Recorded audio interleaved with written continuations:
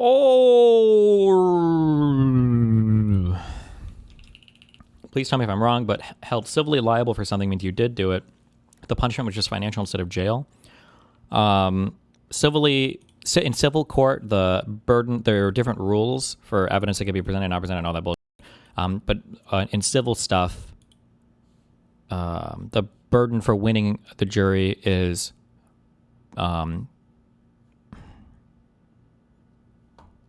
it's more likely than not. In the UK, they call it a balance of probabilities. This is what always pops in my head, but there's a different name for it. More likely than not. What's the phrase they use in the United States? It's not beyond a reasonable doubt.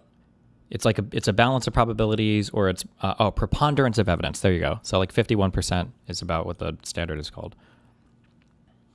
Oftentimes talk about just Hamas. It's almost like a catch-all term. Hamas is only one component of the Palestinian resistance.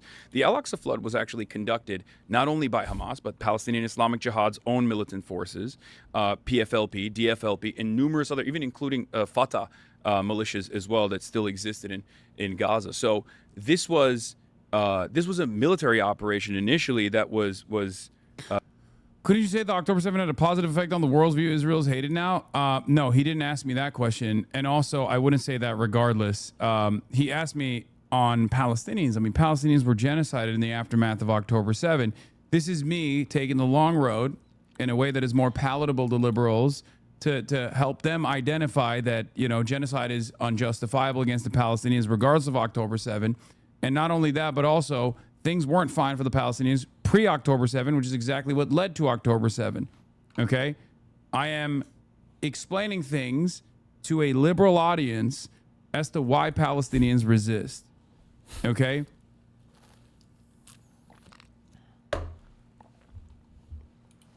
Good job, brother.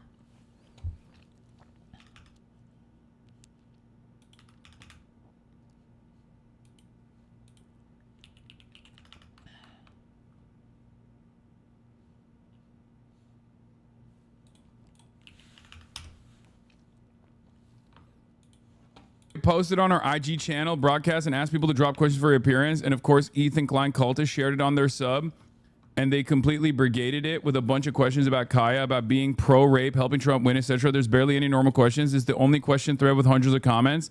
I hope you reach out to Z-Way and let her know what's going on. Thank you for informing me. Don't worry, he's already poisoned the well, I promise. Do that.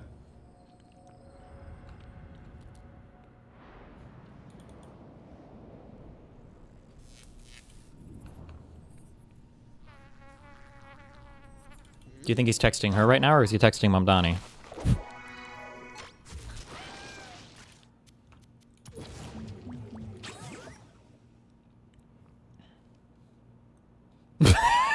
We just watch.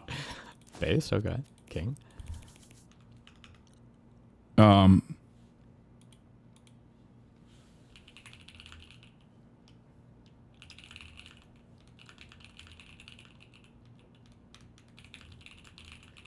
I'm sure she's aware. Yeah. Genuine question. Shouldn't leftists or progressive Democrats then run on a just 2% platform in regards to how much we want to tax the billionaires and deal with some of these issues? I mean, whichever way it works. Just another psychosexual stalker? How do you keep catching these dudes like Pokeballs? Psychosexual stalker. Where does he get his new talking points from? Jesus.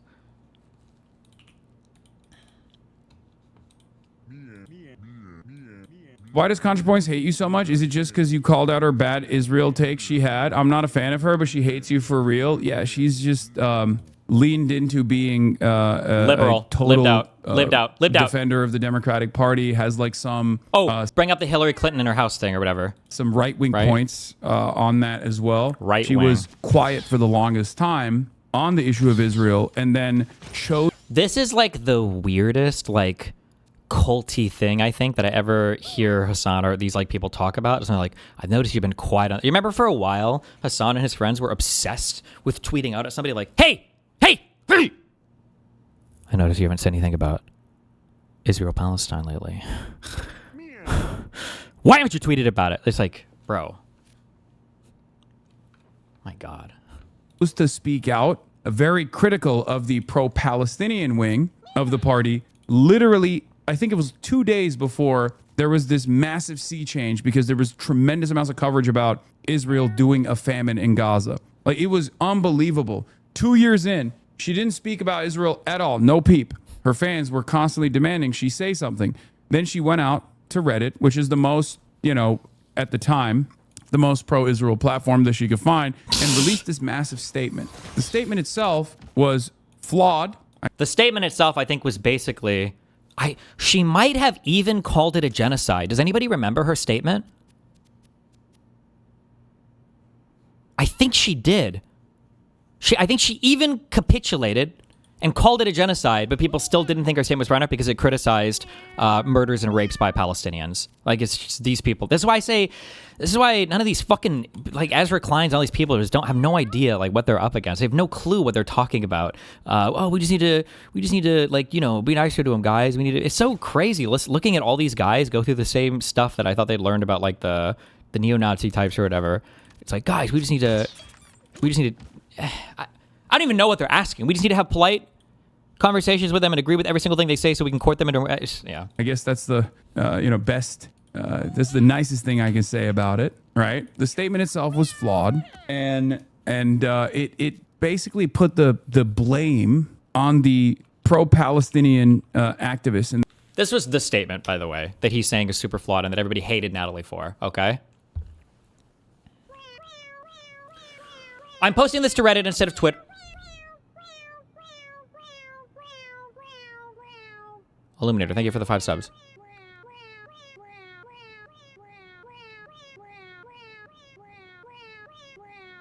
What? Stop! Okay, wait for them to finish.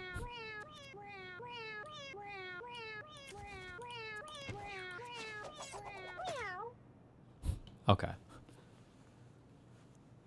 So, many leftists feel betrayed because I haven't made a video on Palestine. Do they actually want a Contra Points video about Palestine? Would be happy if I get in the bath and pour milk on a mannequin of Benjamin Netanyahu? No. I posted about Gaza occasionally and have quietly given money to Palestinian aid organizations, but I think what leftists really want is for me to join their chorus of anger. They sense some hesitation on my part and are judging me very harshly on my presumed opinions. I'd rather be judged on my actual opinions, so here they are. Is Israel committing a genocide in Gaza? Yes. Do I oppose it? Yes. Do I feel angry about it? Yes. I also feel a lot of other things. Doom. The week after October 7th, it was clear the mood among Israeli leaders and civilians was overwhelmingly kill or be killed, existential panic, and unstoppable lust for revenge. It reminds me of the U.S. after 9/11. There was no reasoning or protesting them out of it, nor was it politically feasible for the U.S. to withdraw aid to Israel on a time frame that would make a difference. It would have required replacing most of Congress and overturning decades of bipartisan strategy and diplomacy. Even in the best case scenario, it would have taken years. So there was a sense of futility, but worse, misery. The leftist pro-Palestine movement quickly decided that their primary goal was not merely opposition to the genocide, but opposition to Zionism in general, that is, opposition to the existence of Israel as a Jewish state. And here they decided to draw the line, separating decent people from genocidal fascists, which had the following consequences. One, it shrunk the coalition. Zionist is a very broad category. Most Jews are Zionists. Anyone who supports a two-state solution is a Zionist. Two, it was politically infeasible. What is the pathway that takes us from the present situation to the dissolution of Israel as a Jewish state? I don't see how this could happen without either a total internal collapse of Israeli society or else, nuclear war. As usual, leftists have championed a doomed cause. And three, it introduced dangerous ambiguities. The vagueness of Zionism as a political statement enables all kinds of rhetorical abuses. On the one hand, right-wing Israelis hold up all anti-Zionist protests as existentially threatening and inherently anti-Semitic. On the other hand, there's a long history of anti-Semites using the term Zionist in deliberately equivocal ways. Zog, etc. Anti-Semites are happy for the opportunity to misappropriate the now popular anti-Zionist label to legitimize their agenda, and many people are not informed enough about anti-Semitism to recognize when this is happening. These problems are mutually reinforcing. 3 is dead. The online left has spent the last 20 months distributing hundreds of photos and videos of dead Palestinian children. The main effect of this has been to create a population of people in a constant state of blood-boiling rage with no consequential political outlet. I fear this may be worse than useless. Anti-Semitism and anti-Zionism are conceptually not the same, and conflating them is dangerous, but in practice, the way Israel is perceived does seep out into attitudes towards Jews in general. I don't think Jews who feel isolated and wary in the current atmosphere are simply hysterical or hallucinating. Yes, there's communal trauma and hypervigilance. Yes, there's disingenuous right-wing ghouls dismissing and censoring all criticism of Israel on the pretext of fighting anti-Semitism. But there's also a valid fear of historical anti-Semitic patterns reoccurring, and that fear gives power to the right-wing Zionist claim that only Israel can keep Jews safe. Does this mean Israel should not be criticized and sanctioned? Absolutely not. But it's something I don't want to risk contributing to if not outweighed by tangible benefits, so I approach the issue cautiously. And then 4, bitterness. Much of the online left spent all of 2024 single-mindedly focused on Palestine and the complicity of democratic politicians in sending aid to Israel. The campaign had the following effects. 1. 0 Palestinian lives were saved. Not one fewer bomb or bullet was fired by the IDF. And 2. It may have slightly contributed to the re-election of Trump, guaranteeing that the U.S. will put no diplomatic pressure on Netanyahu for at least 4 years and making protests against Israel much riskier and less effective. Trump is also, incidentally, a menace to me and basically everyone I care about. A perfectly enlightened being would feel no bitterness about this, but I do. This is an interesting set of things to say. So there is, not only did the U.S. put no diplomatic pressure on Netanyahu, we have helped him now go to war with Iran twice, making protests against Israel much riskier. This happened. People who protest against Israel as immigrants or visa holders had their visas revoked. And then here, Trump is a threat to trans people. We're pretty sure they're going to rollback of like trans rights and laws and everything all across the U.S. You had this whole attack on DEI and the whole trans obsession and everything as well. So, interesting worries there. None of this is the fault of Palestinians, of course. We're overwhelmingly the victims here. I hope that someday American policy will shift in their favor, and I will continue to support their cause. That's the horrendous, terrible statement that she made. And the advocates and the people that were dominated, people who were arrested for advancing this cause, for speaking truth to power, punished relentlessly for it, right? She basically said, oh, you're showing these atrocities. It's like, and it's, making people feel bad. And it also hurt the Democratic Party's chances of winning. It was this ridiculous statement. And the timing of it was so fucking bad. The timing of it was so bad. Like, if she had just kept quiet, she probably would not have received so much backlash. But not only did she, come out with this ridiculous statement, she did it right before there was like unlimited coverage on Israel doing a famine in a way that was impossible to ignore. So I think, content creators like this, I myself am not, outside of this group either. Nobody likes to be yelled at. Nobody likes to be told that they're fucking wrong, right? And she was inundated with unlimited statements about how fucking wrong she was. That probably hardened her position. And she, for some weird reason, decided that I was like the primary critic of her statement, I think. It's an Ethan Klein thing where it's like, oh, it can't be my own statements being reflected on by my own community that I've cultivated, many of which are anti-Zionist, and on the side of truth and justice here, on the side of the Palestinians, getting mad at me. It must be some outsider that's pushing them to criticize me. Not comparing Natalie to Ethan, please. It's true, though. I say this as someone who's collaborated with her, who's hung out with her, who was shocked by her position on the issue of Israel to begin with. Like, I was pretty open about it. And my commentary on her statement was much nicer, much nicer than many others. My expectation was that she would be the last person to do this because she's actually smart. Can we get a quick court slap update? Your opposition to limine is up. It's basically, I'm pretty sure the opposition is just stating that you can't just oppose all the arguments that a person can make in court. You can't do that. A lot of these are like fundamental to the claims that are being made. So you gotta argue those in court. It was genuinely a surprise.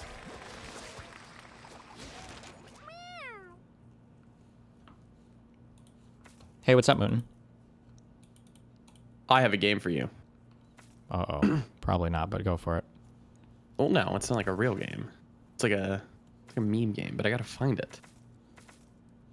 So give me a minute. I don't know where it is, man.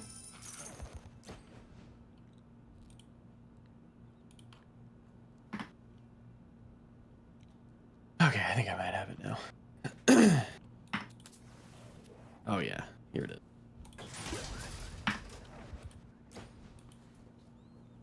Six, 7 speed. Just throw that in your browser, play as guest, put your name in.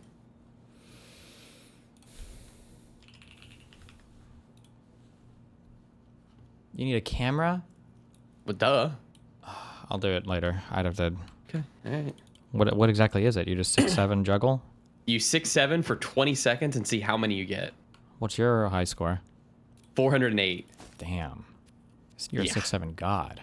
Oh yeah. Oh, big time. I beat Oni Pixel, of course. I saw, well, I didn't see because I was taking a nap. Wine nap, as they say. I saw you were debating people on TikTok. How'd that go? Oh, I just hopped on an IRS thing because I was listening to a guy and it was triggering the fuck out of me. God, IRA's the best, isn't he? Yeah? What? Why don't you go fucking marry him? Whoa, whoa, not better than you, dear leader. Don't worry. The, have you seen this, like, Sabrina Carpenter discourse? Yeah, that shit. Mm-hmm. Retarded. And she's retarded for apologizing. True. I hope that she gets inundated with Me too. for the rest of her life. I do too. Why do people think that it's acceptable to be, like, fucking annoying in a public If they're a space minority? as part of their culture?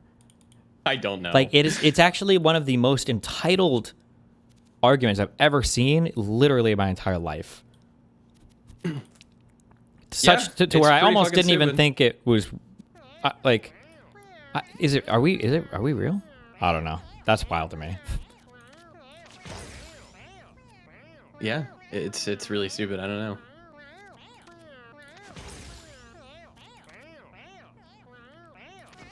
Why do my cats make these Screaming weird a noises now? noise and making it about you isn't really, I don't know. Context? Does anybody have... Show the video. Yeah, I'll look it up.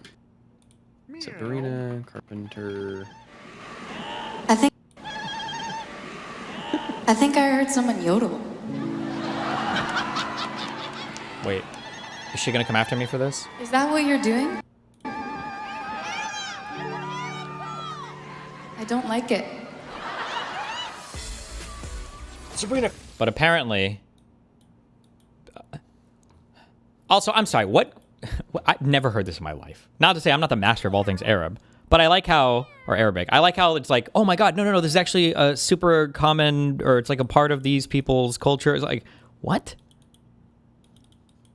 Wait, that's it? Yes, it was a huge issue. So there's some, I don't know if there's a quiet section or just playing piano or some bullshit. But this is... I think I heard someone yodel.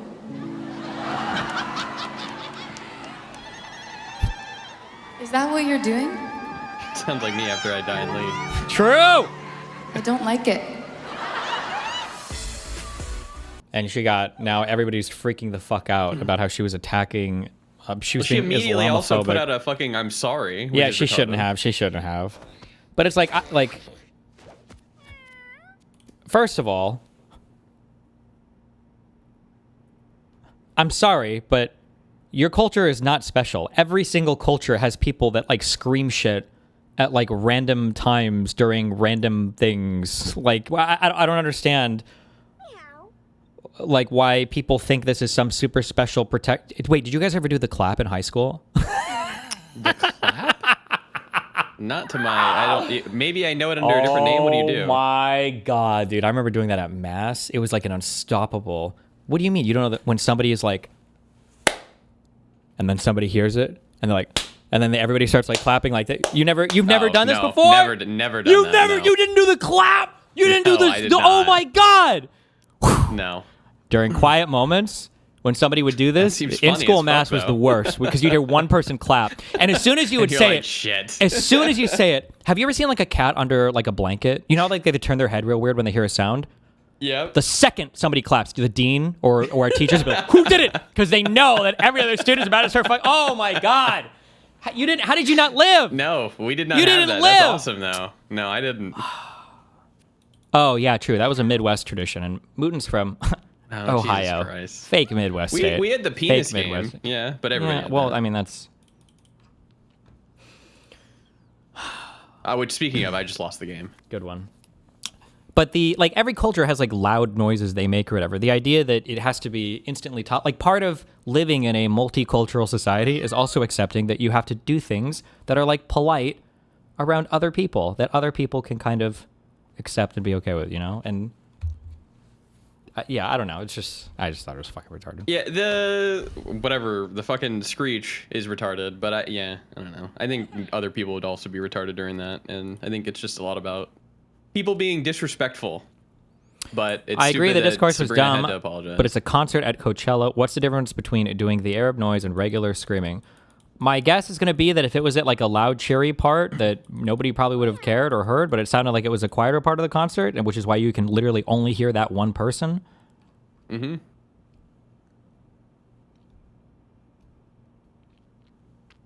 But you don't understand, Steven. That's a part of their culture. They just do that when they're happy.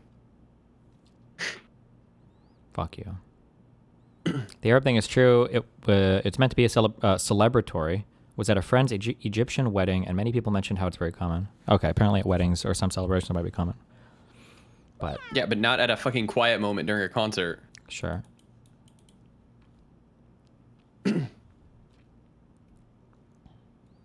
What's your opinion on the Maori shit in New Zealand? I mean, New Zealand is pretty... I don't know if I would say integrated or respect. I feel like they have a decent relationship with their Polynesian people or whatever. Like, I think in New Zealand, they're pretty all chill with their indigenous people, so just whatever.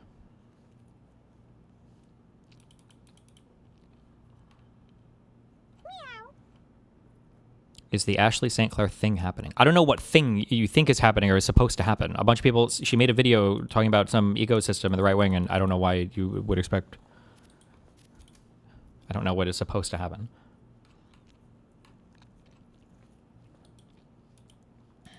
What do you guys talk about today?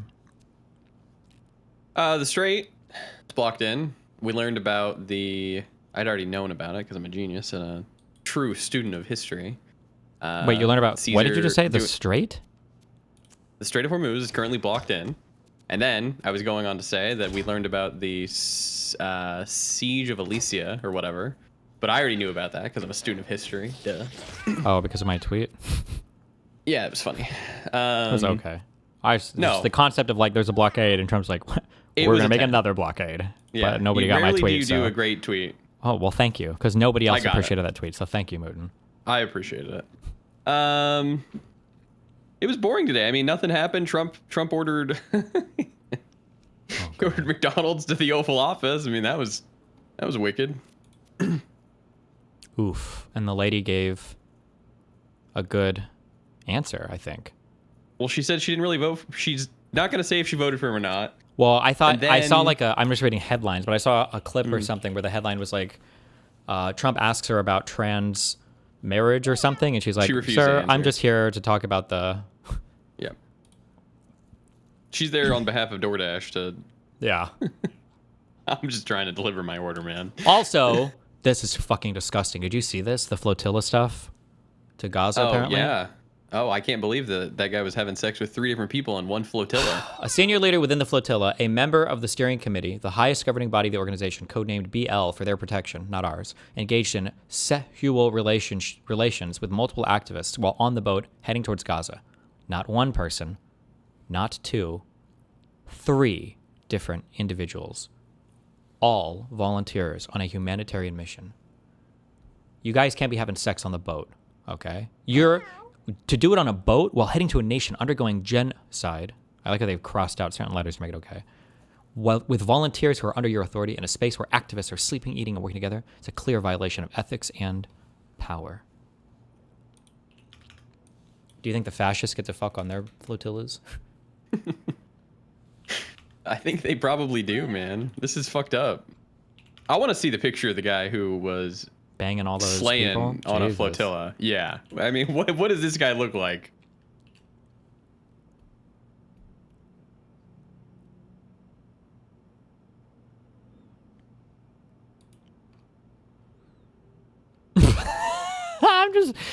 Bro, I feel like we're going to be in a world where you go to a concert and like half the people are like doing crazy noises. The other half are like just screaming the N-word because they all say they have Tourette's. I tried to watch, what is it? There was a Good Doctor clip that played yesterday on my YouTube. Okay. The show seems like kind of like an okay show. Apparently it's the same guy that made House or whatever. But also the show seems like it does a lot of virtue signaling things. Like, I think like an excessive amount. I don't know if anybody's ever watched the show before. I've never seen it. I think I was watching in one clip, there was a black father that I think had Tourette's, I think, who started snapping his fingers, causing the Good Doctor guy to start screaming because he has autism. and then he ran into another room and then got triggered by an air blower hand washer thing. So he went to ask the lady in the department to bring back the old paper towels and the old scrubs because the new ones were irritating him. And then she said that she appreciates his unique perspective because she has ADHD. And I'm just like, bro, are we in a... This are we sounds in like the, a House episode, but at a House psych would ward? make fun of him. Like, yeah. I was like, bro, are we okay right now?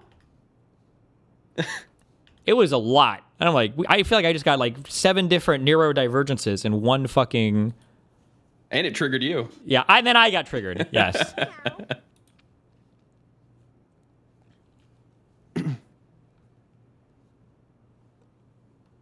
Watch the Japanese dub. The Pit does that. The Pit, on some things on the Pit, it's okay. Some of it is handled well. Some of it gets a little preachy. It just depends on... Fuck, I don't know if they have like a special writer they bring in. It's like we need to do like our 5-minute preachy section. DEI section. And then other times it's... Yeah. It got preachy in season 1 when the Indian lady doctor was diagnosing sickle cell. Oh, yeah, around yeah. then. Yeah, that was like the person I remember. Yeah. I guess the issue is that it's probably hard to communicate this to white audiences because in my mind, I'm thinking like, do these guys really not know about sickle cell? Is that like an unknown disease to these doctors? But I guess probably in the real world, if you are a certain type of minority and you go to places, there are probably people who are just fucking retarded. So I don't know, maybe it's, can't tell too white.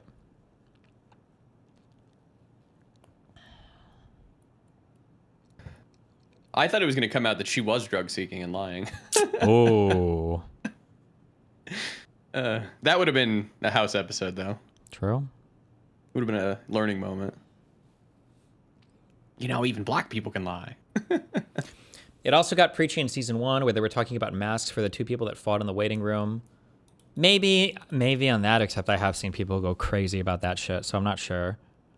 I think I lived near, I'm pretty sure, I'm trying to think I didn't hallucinate this, because there's a path that me and Melina would take when we were going to walk, and I'm pretty sure I lived in Huntington Beach near the one restaurant that for like one day went viral because they had the sign on their door. It was like in a plaza. They had a sign on their door that said, masked and vaccinated people not welcome at this restaurant or whatever. It was like, people got real weird about that shit. People don't like being told what to do in general.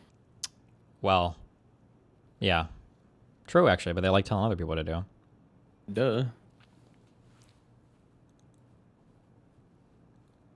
Everything involving COVID made me lose faith in humanity. Yeah, but like the issue is just that like sometimes there's dumb stuff that we laugh at, but the dumb stuff around COVID like just fucking sent people, bro. Like, fuck, I'm trying to think of...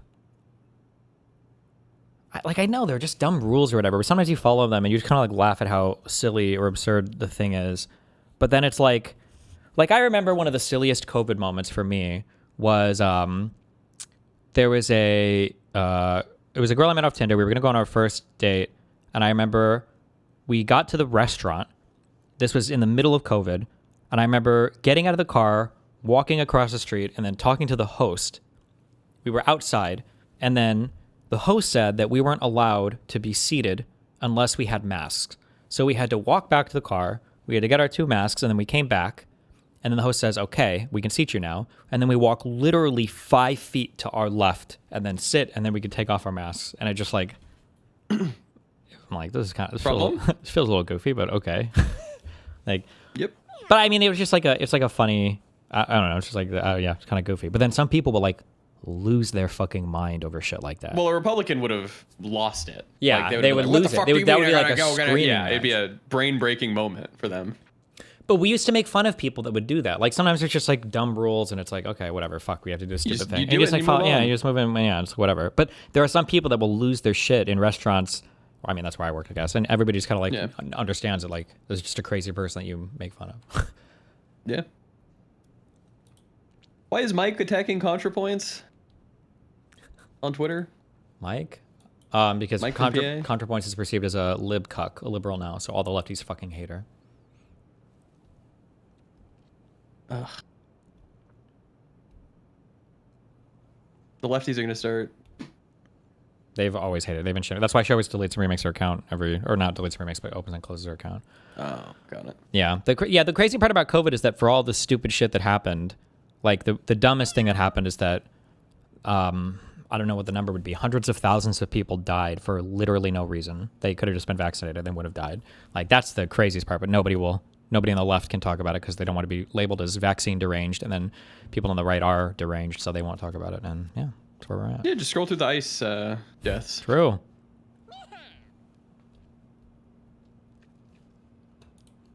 Yeah, one of the reasons that people bully Contra is because they know that it works too, because she feels bad about it.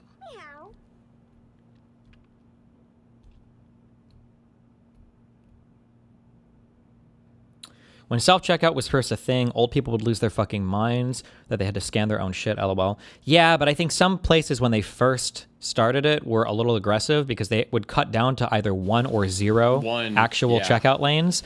And the issue is the early self-checkout things sucked fucking shit. Oh my God. I still use them because fuck going to a normal lane, but like having to, didn't bag, FBI coming, you didn't bag that, you didn't fucking bag it. And like every single person would be sitting here because there's one person that's like manning all of them and they've got to go from thing to thing to thing to thing to thing, scanning their card. Oh my God. Whoo. The first generation of those things was annoying as fuck. Now though, they're great. Now they're Kino. Wait, what did you say your 6-7 score was? 408. What do you mean? Why aren't you on Twitter then? These guys... Oh no, Pixel's at 380 and XQC's at 240.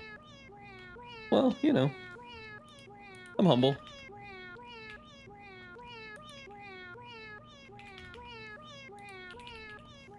Were you a little lying? I did it on stream, retard. Meow, meow, meow, meow, meow. Wait, was there another attack on Sam Altman, or was this the same one? The guy I that one firebomb. What? I only saw the first firebomb. The guy that firebombed this guy emailed me his manifesto. Did you go over it, or did any news outlets go over it? I assume they don't go over every manifesto they get. I don't know. I don't think I heard anybody mention it. He emailed it to, I feel like he got my email address off the bottom of like Vosh's site or somehow White Nervosa's site because he emailed, the weird emails that I saw were me, and then Kenzie at White Leaf, which I think was White Nervosa. That's their site, yeah. But then all the other emails are like mainstream media outlets, like Tips at New York Times, CNBC Tipline, I Report at CNN, Fox 11 News, Newsroom at NBC. Yeah, so I don't know why mine is like thrown at the end here. I went through both of the manifestos and none of them mentioned me. But I really like how, I don't know if this is just the schizos that email me, but like every schizo person always has some level of self-awareness. So the title of this is Your Last Warning by Daniel Moreno Gama, I think. I don't know if his name is released. I think it is. And he said, preface. I want to apologize if this message may be a little incoherent at times. I thought I had more time, but the truth is we have already reached AGI, and I believe we are quickly accelerating towards extinction. So I had to leave a message of some kind, even if it is not the best quality. I know I am not the greatest writer, but this message must be spread to every man, woman, and child in some form or another. It is now your responsibility to communicate this information with the urgency it deserves. But yeah, I don't know. And then it's probably just been like a little bit more focused if you used AI. Maybe. It's 23 pages of just like, this is why it's important to get rid of AI because it's not aligned with human whatever, and then we're all gonna get blown up and killed by it basically. Yeah. I guess it doesn't really look schizophrenic actually. I shouldn't have said that. The guy seems coherent. It just seems like he really thinks AI is gonna kill everybody. Good. Maybe shit'll be less retarded under our AI overlords. Maybe. A final excited message. for UFC? Oh. No, a final message to the masses. Stop being so docile. You have become like ostriches, ducking your head in the ground to avoid reality. Wait, USC? UFC outside the White House, man. It's gonna be fucking awesome. Where they tore up the whatever and put that. They're gonna start building it soon. Apparently, it's gonna have like 6,000 seats or whatever.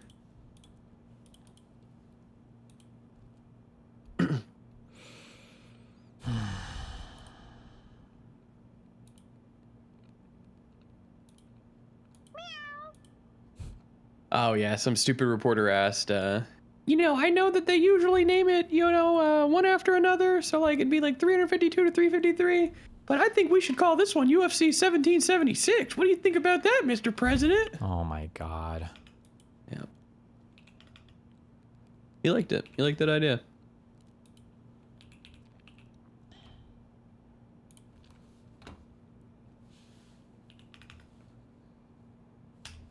All right.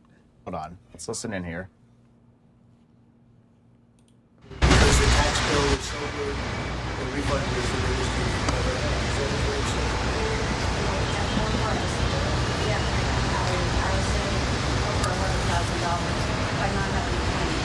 Was that surprising to you, actually? It was very surprising.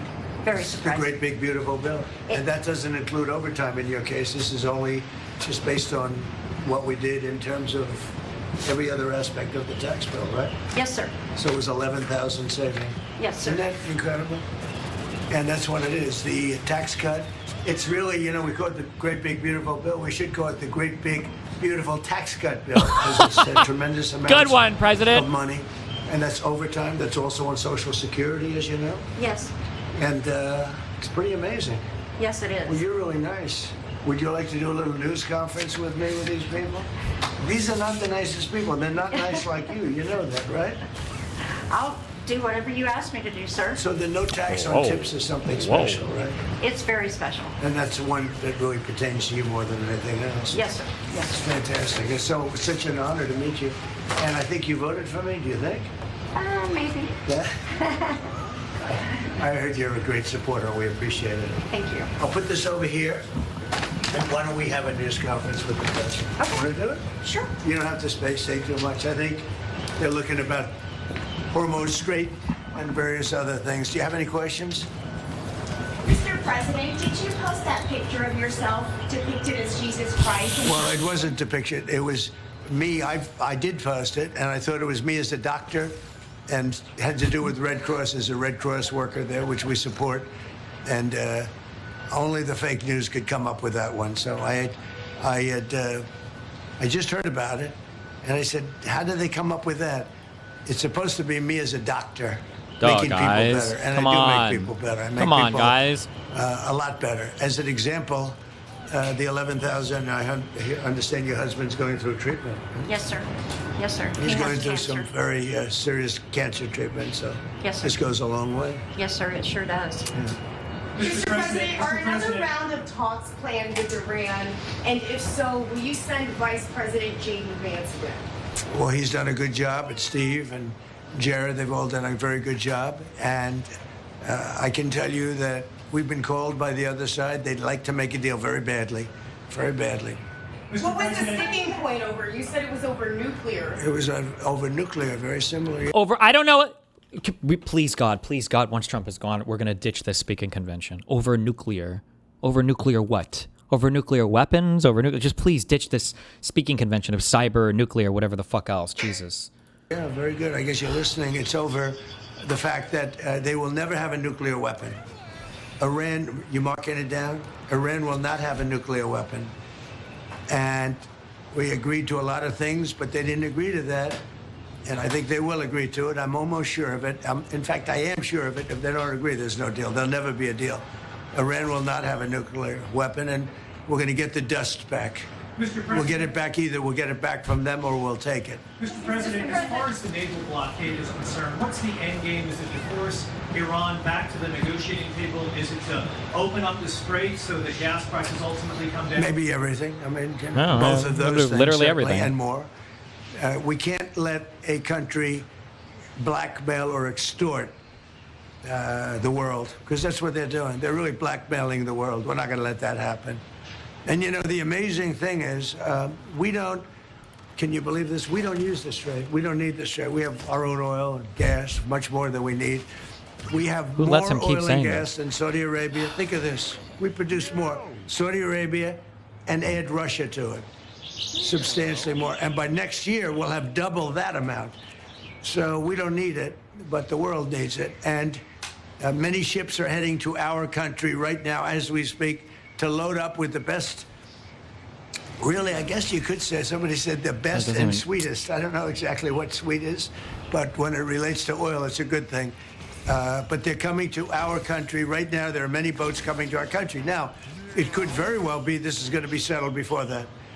We've been called this morning by the right people, the appropriate people, and they want to work a deal. They would like to work a deal. Is it your anticipation, Mr. President, that other countries will assist in this effort to blockade Iran and those specific... Yeah, other countries are going to also. Which countries, sir? We don't need other countries, frankly, but they've offered the services. We'll let it be known probably tomorrow. Has the blockade started, sir? Yeah, started. 10 o'clock. Bishop Robert Barron supports you and your policies, praises you for defending religious freedom. Yeah. He now says you owe Pope Leo an apology. Will you apologize? No, I don't, because Pope Leo said things that are wrong. He was very much against what I'm doing with Imagine fighting with the Pope. With regard to Iran, and you cannot have a nuclear Iran. Pope Leo would not be happy with the end result. You have hundreds of millions of people dead, and it's not going to happen. So I can't. I think he's very weak on crime. Can you say why you did not make it to NCSU today? I already said I canceled all my UFA events this month because I have to grind for my court fees. And other things, so I'm not. I mean, he went public. I'm just responding to Pope Leo. And you know, his brother is a big MAGA person, and he's a great guy, Louis. And I said I like Louis better than I like the Pope. No, you have to have law and order in our country, and that's what we have now. We have the lowest crime numbers we've had in a long time, despite the fact that many criminals were allowed into our country. But we've gotten a lot of them out. We've done a great job on crime. So we have the lowest. Wait, what? Hold on. I think he's very weak on crime. And other things, so I'm not. What would a strong on crime Pope look like? Does he need to be like excommunicating criminals, or what does that mean? I mean, he went public. I'm just responding to Pope Leo. Could you imagine if the Pope? Wait, can you excommunicate non-Catholics? Or is it only Catholics? And you know, his brother is a big MAGA person, and he's a great guy, Louis. And I said I like Louis better than I like the Pope. No, you have to have law and order in our country, and that's what we have now. We have the lowest crime numbers we've had in a long time, despite the fact that many criminals were allowed into our country. But we've gotten a lot of them out. We've done a great job on crime. So we have the lowest murder rate in 125 years, since 1900, the lowest murder rate. So we believe strongly in law and order, and he seemed to have a problem with that, so there's nothing to apologize for. He's wrong. And the other thing is he didn't like what we're doing with respect to Iran, but Iran is wants to be a nuclear nation so they can exterminate the world. Not going to happen. And Mr. President, on Iran, if the deal is not reached by the end of the ceasefire, does your threat from before still stand? Yeah, I don't want to comment on that, but it won't be pleasant for them. Let me put it that way. Do you still plan to charge your toll to use restraining order, sir? Has your timetable changed in any way in terms of ending this conflict? No, it's going on. Right now, there's no fighting. Right now, we have a blockade. They're doing no business. I didn't like seeing boats come out if they were doing business with Iran, but if they weren't, no boats came out. So now Iran is doing absolutely no business, and we're going to keep it that way very easily. Don't forget, their Navy is gone, their Air Force is gone, their anti-aircraft is gone, their radar is gone, and their leaders are gone. That's a lot. Do you still want to charge them? Coming from predominantly going to China, Mr. President, has Xi Jinping reached out? I know you're going to be... No, but we have a very good relationship with China. He would like to see this ended also. He certainly wants it ended. Everyone, I want to see it ended too, but we can't give a nuclear weapon to a group of people that have caused nothing but havoc for 47 years. Look, I'm the president that's done something about it. This should have been, and many other presidents regret that they didn't. Yeah, so I'm doing something about it. Ukraine impeachment documents that were just declassified show that Eric Charanella not only submitted false information, but that he had no direct knowledge of the alleged conversations. All hearsay. Do you feel vindicated by those? Yeah, I do. They're a bunch of crooked people. You're talking about with respect to all of the things that they put against me? Yeah. Well, it's come out that in so many different ways. Thank you very much for that question. I appreciate it. But in so many different ways, the election was rigged. The 2020 election was rigged. We found that out. Oh, what we you just found said that out is finally. Just a piece of that. It's a big piece, but minor, relatively speaking, compared to what they did. They cheated in the election. They cheated on the vote. They cheated in every way possible, and it's the only way we got an incompetent man to be a president. And he was an incompetent man. Many of the things that we're talking about, even including this would have been settled a long time ago, not now. And it should have been settled by other presidents. But the election was a rigged election. We can't let that happen to our country. It's concealment of exculpatory information. What should happen? Well, it's a very serious charge against them and the Democrats. They cheat. They can't get elected with their policy. So their policy is no good. They want to have, open borders. They want to have men playing in women's sport. Do you think that men should play in women's sports? I really don't have an opinion on that. You don't, I'll bet you do. No, I'm here about Pizza. no tax on tips. Yeah. Okay. She said, sorry, fuck that. Is it your understanding that during this period of time, while the U.S. has instituted this naval blockade, that oil companies will be able to send their oil tankers through the strait, get more oil out from this area? Yeah, I think they're going to be doing very well there, and I think they're doing very well here. You know, a lot of tankers are coming up here. They're coming in empty and out full. And we have a great capacity to take care of that business. Ma'am, may we know your name, please? Have you delivered to the White House before? I have not. My name is Sharon Simmons. And are the White House good tippers? Do you know? Have you delivered to the White House before? Do they DoorDash to the White House? Yeah, obviously not. This guy's a slob journalist. Whoa! Yes, very. Mr. President, can I ask you something? That's good. Thank you. You reminded me. Mr. President, one on Cuba, sir. You previously said that you had no problem with countries sending fuel to Cuba after previously promising to tariff them. What happened? What changed? Well, we're going to see with Cuba. Cuba's another story. Cuba's been a terribly run country for a long time. It's got a bad system. It's been very oppressive, as you know. And we have a lot of great Cuban Americans, all of whom just about voted for me. And they were treated very badly. In many cases, family members have been killed. They've been beaten up and mugged. Many and, such. Terrible things happened in Cuba. And Cuba's a failing nation. Yep. And we're going to do this. And we may stop by Cuba after we're finished with this. But Cuba Casually threatens is to a invade other nation that was nations' just been horribly run for many years by Castro. You said may stop by. Regulator Bill Pulte, regarding those two recent referrals for Letitia James for insurance fraud, do you know if federal prosecutors have evidence to charge? Well, I don't know. I know she's a very corrupt person. And you're talking about the so-called Attorney General of New York. She's a very corrupt person. That's been proven now. President of the United States And I know casually calling I have nothing to do people with corrupt. it, but Why they're not? looking at With things no evidence. all over the place, Base. more than one state He doesn't need concerning evidence. her and concerning It's just people common like sense. Comey, True. who's a dirty cop. Comey's a dirty cop. And dirty cops are bad. Nobody likes the police more than me, law enforcement more than me, but Comey's a totally dirty cop, and we're not gonna stand for it. Yeah.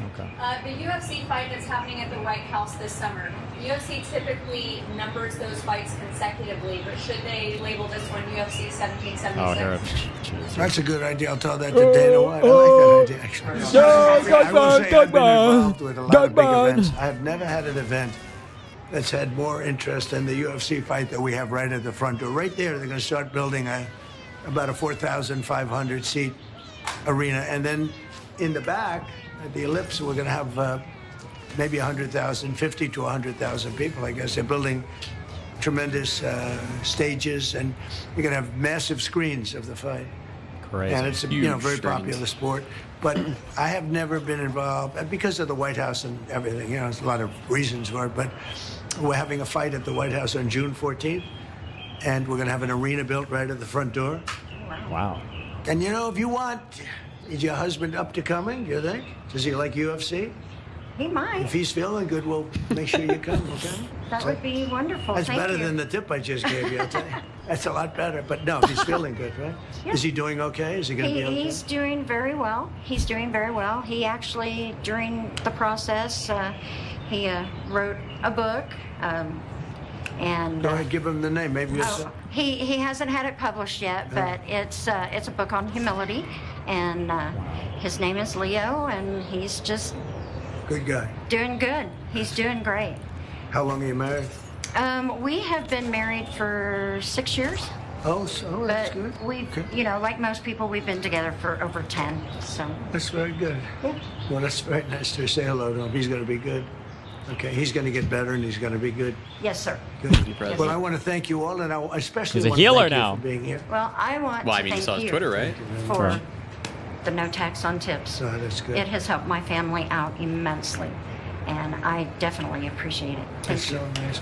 You know, the one thing that I just in leaving, we've had more good press for a change, having to do with the fact that people are receiving more money from their tax refunds than they ever thought possible. We had a man the other day got $5,000. Another one got $7,000. They weren't expecting anything like this, and it's because of the great big beautiful bill. Wow. And that's why you came, and I really appreciate it. And tell your husband to get better. I will. And if he's feeling good, you'll come up and you'll watch that fight. All okay, right. June 14th. I appreciate it. All Thank right? you. Thank you very much. Thank you so Take much. care of yourself. Thank you. Any update on Thank you. DOJ, though, Thank you. Mr. Your President? reaction You to went to Victor lead Orban? DOJ. Any update on who you went to lead DOJ? Who you're going to nominate? Well, I think Todd, as far as doing a fantastic job, I will say that. He's a great lawyer. I know that because he's been with me a long time. And so far, he's doing a great job. But we have incredible people in the DOJ, getting better all the time. Thank you very much, everybody. Thank you, guys. Thank you, sir. Wait, look at the door. Hold on. Well, there see you that? have it. A very last-minute The Oval impromptu Office. press conference from Ooh. President Trump there at the Oval Office, where it appeared that the president was ordering DoorDash, and in many ways to push the message of no taxes on tips. What's so funny about And that, a Moon? DoorDasher there bringing I in just- McDonald's, and then ultimately You hate had a America? number You hate of America? questions You Hearing a the elitist? president order DoorDash is crazy. It's crazy work. Because you hate America. You don't identify with the common man like President Trump does. I guess not. AOC wrestles with left-wing Dems as 2028 decision looms. In private, Ocasio-Cortez is fumed about the criticism, believing it's unfair and counterproductive to the progressive movement. One liberal strategist told Axios that AOC has lamented that the left was not there for her and that they are never pleased.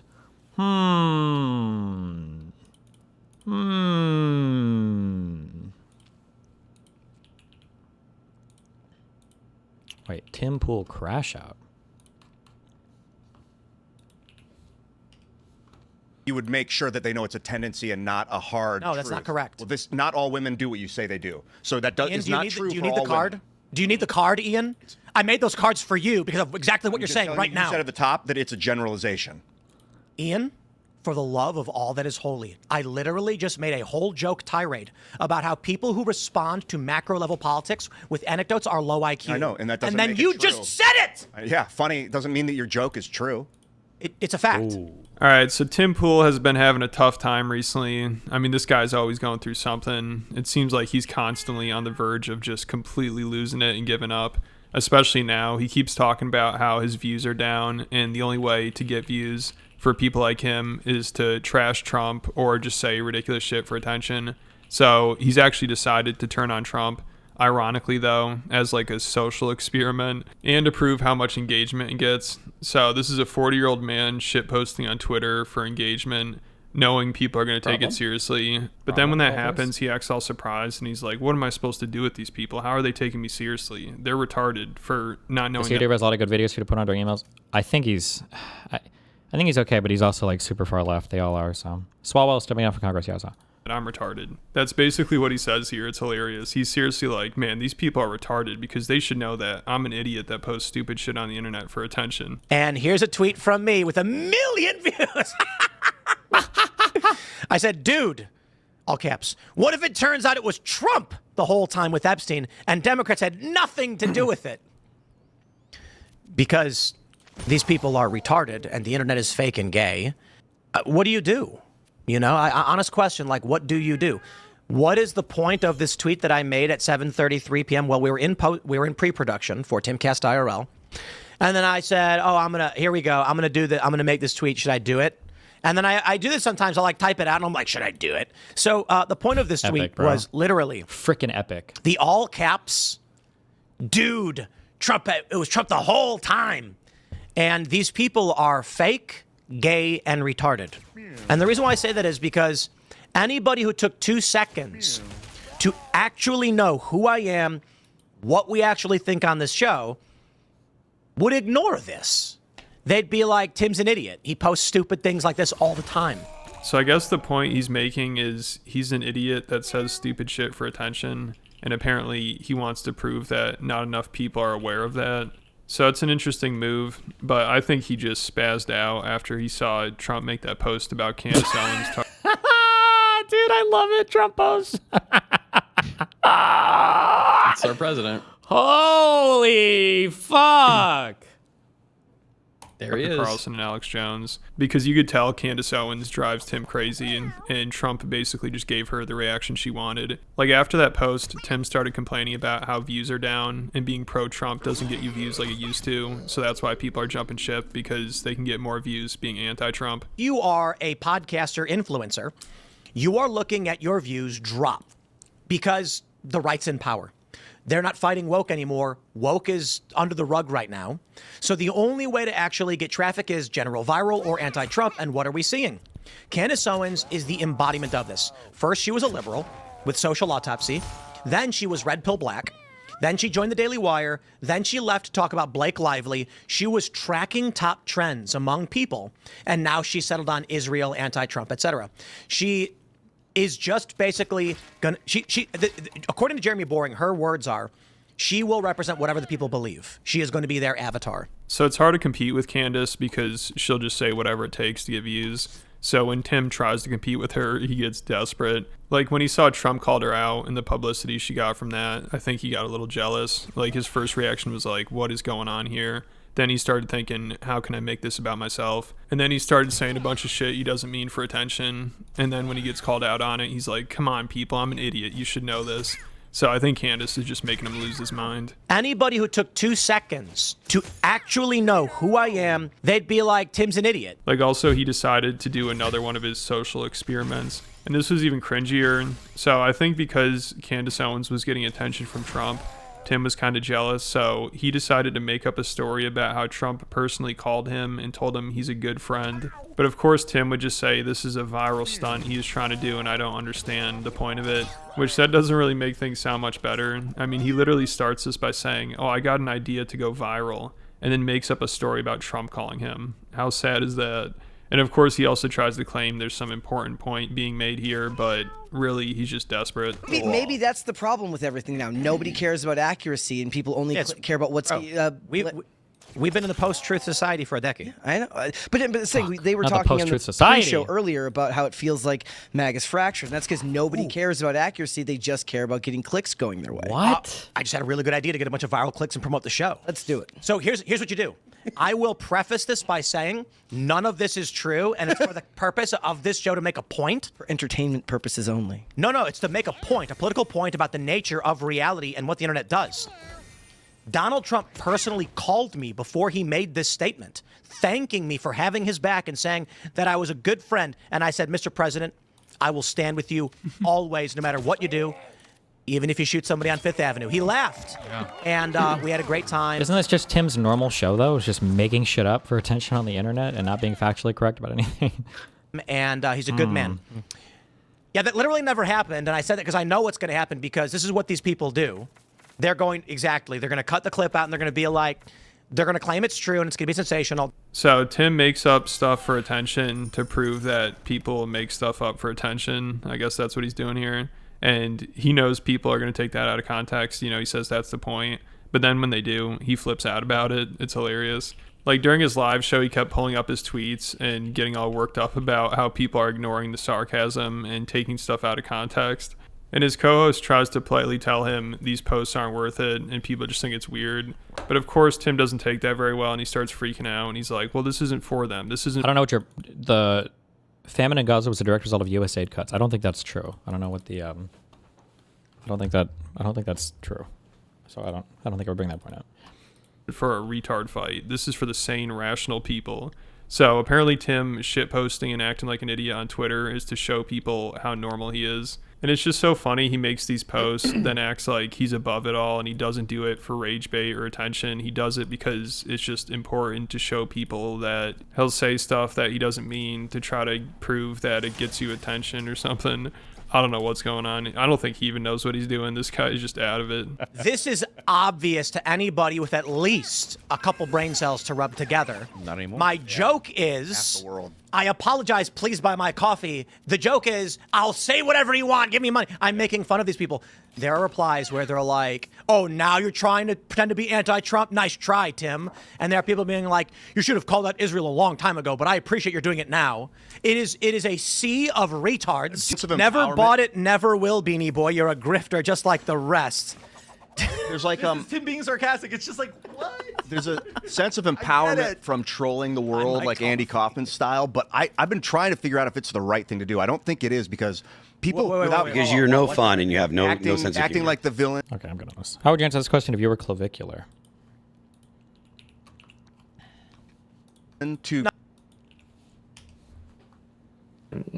A lot of the things you talk about and say are very similar to other things we hear in the whole manosphere and things that people see as rather problematic. But on that note, two more.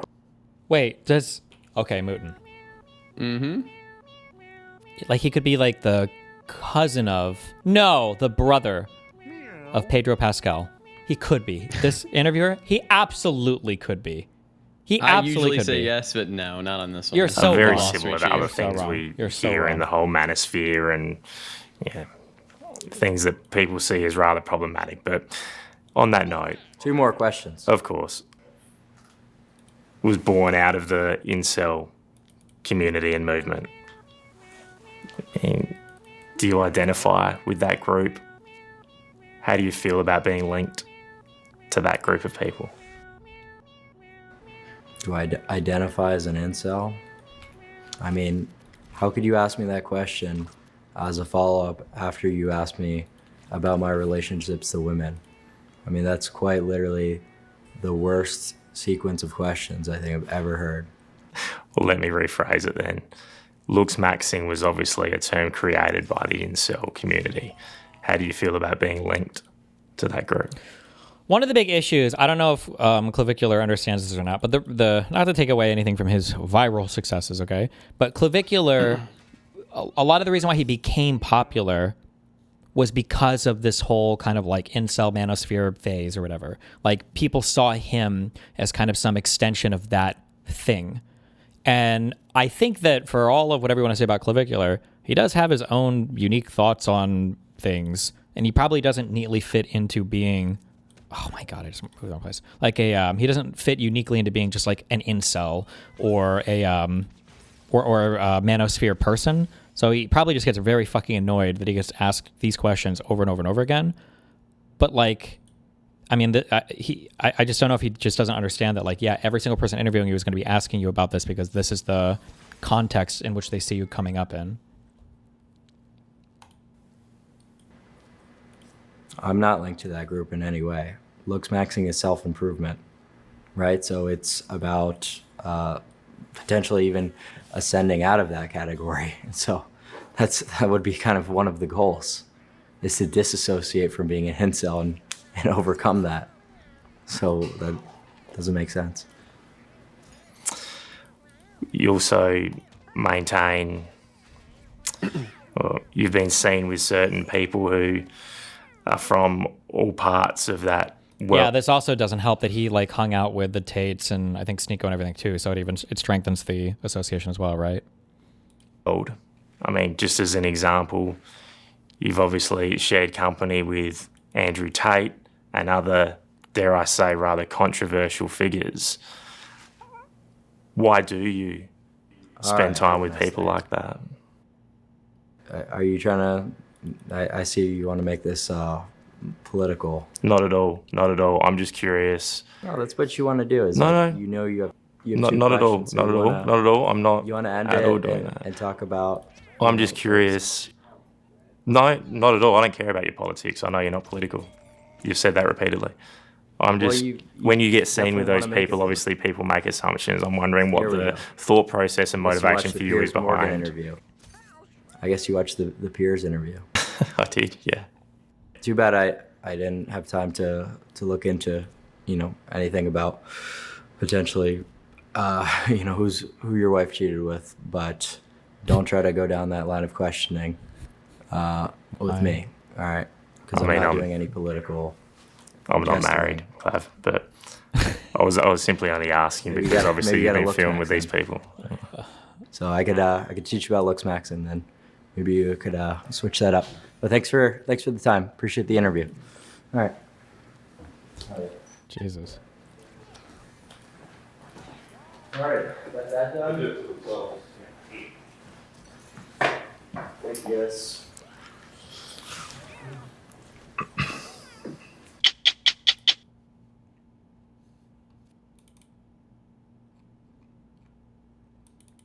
To be fair, the guy was jester as fuck, right?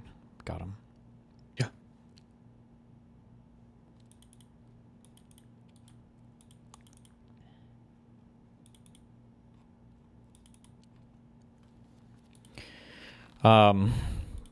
One thing I said this in chat last night. The men of the next generation are fucked.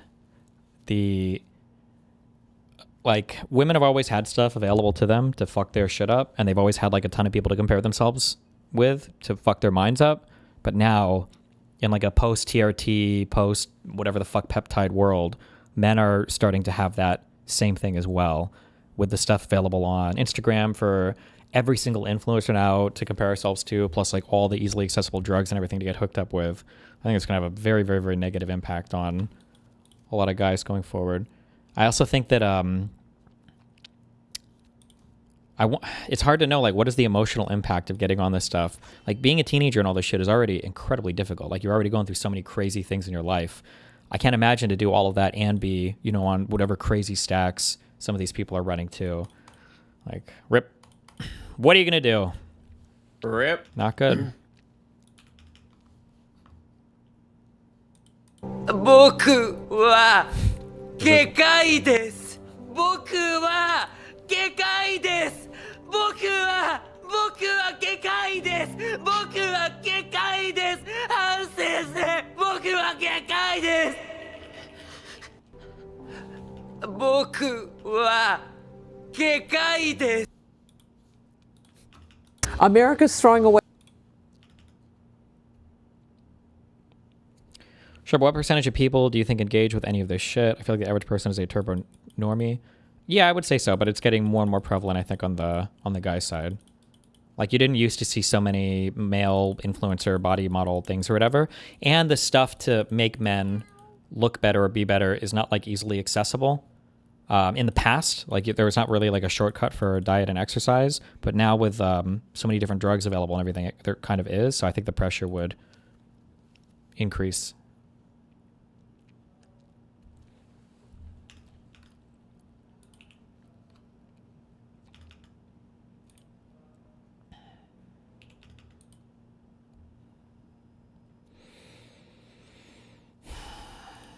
Mm-hmm.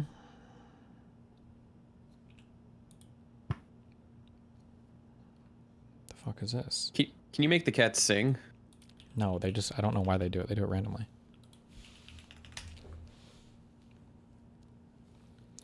In the UK, Millie Taplin was attending her first nightclub on her 18th birthday when she was handed a drink by a stranger. The stranger handed her a vodka lemonade. Try this. She took a sip. Seconds later, her face went numb, her fingers curled into claws, and her entire body stiffened like she was possessed.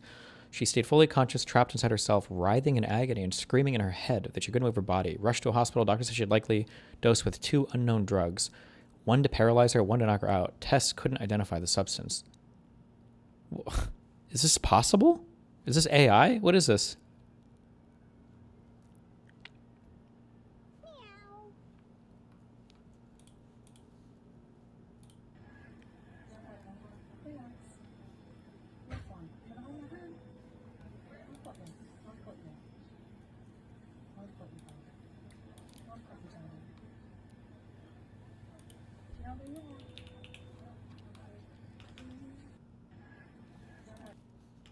How soon do you think Melting Pot Discord turns into Spicy Chat / Anti Van Central? It already has a ton of people that are insane in there.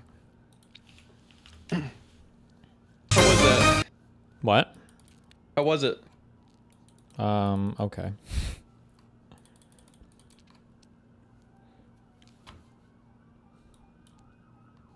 Four years ago.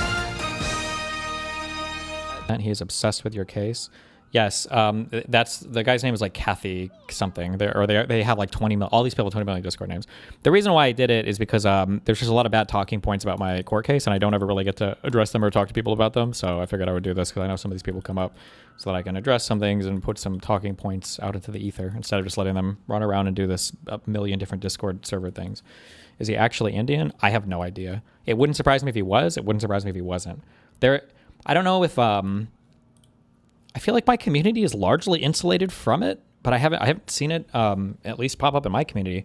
But in other places that are peripheral to me, like kiwi farms especially, I don't know if it started in kiwi farms or if it started with just those people. There's this huge thing that my community is like all full of Indians. Like they call you guys DG Jeets. I haven't seen this in chat, but yeah, I've seen this in I don't know places. where this impression comes from, that I have this like huge I have no idea why, but anytime you see DGG, it's people from Gisticle or from Kiwi Farms. I have no clue. I just have no clue where this even started or where I don't know, but the reason why I say it's Liger just said it. The reason why I said I wouldn't be surprised if the guy was Indian is because unfortunately there are like a lot of self-hating minorities, and I feel like this comes up especially. I don't know why, but with like Southeast Asian men especially, maybe it's true for women too, seem to be very self-hating when they night or a day or what. Very, very pleased to see you, because looking at that footage. Do you think it's possible that the current Hasan debate could result in a good moment for liberalism, like a sister soldier moment for the right Dem candidate to take advantage of? Maybe, but the conversation has to be better. I actually tapped a bunch of contacts I had yesterday. I'm going to try to write an op-ed and see if I can get it on any of the big sites about like the discourse. Ooh. Because the problem is just that like people like Ezra Klein, they try, Pod Save America guys, they're just not equipped for like this level of subversive conversation. They just don't know how to navigate the environment at all. So it's very painful watching them try to catch up or stumble through it. And then way more sophisticated actors like Hasan or some of these weird lefties are very easily able to manipulate the spaces without basically any substantial pushback. It's very annoying.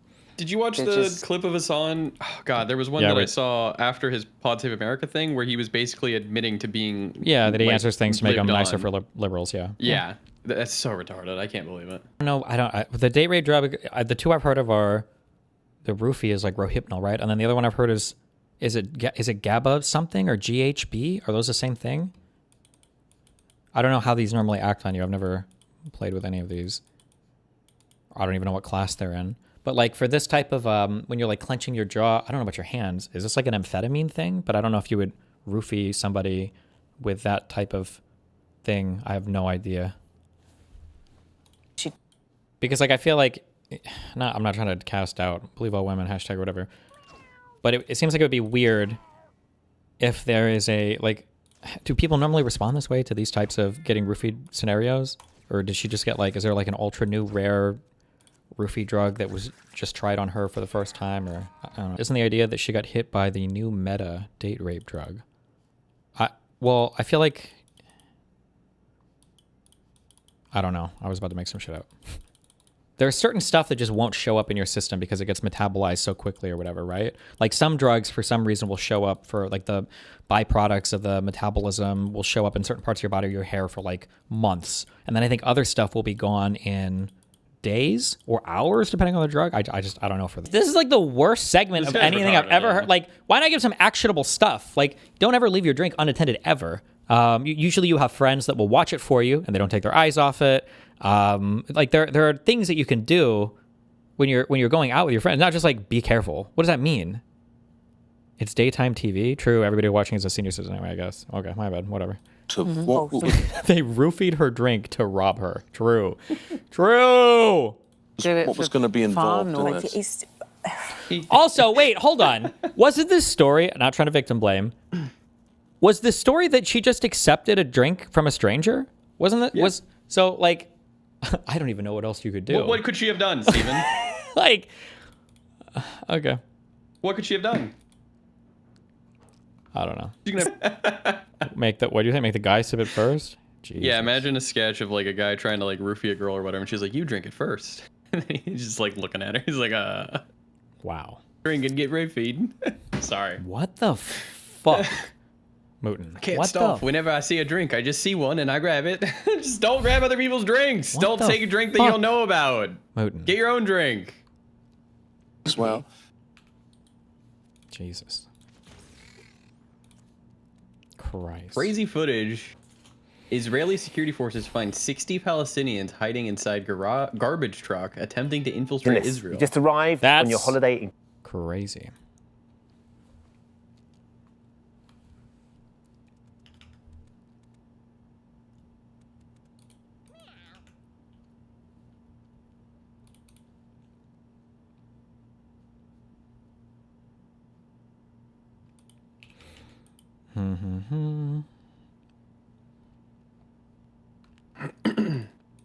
Really?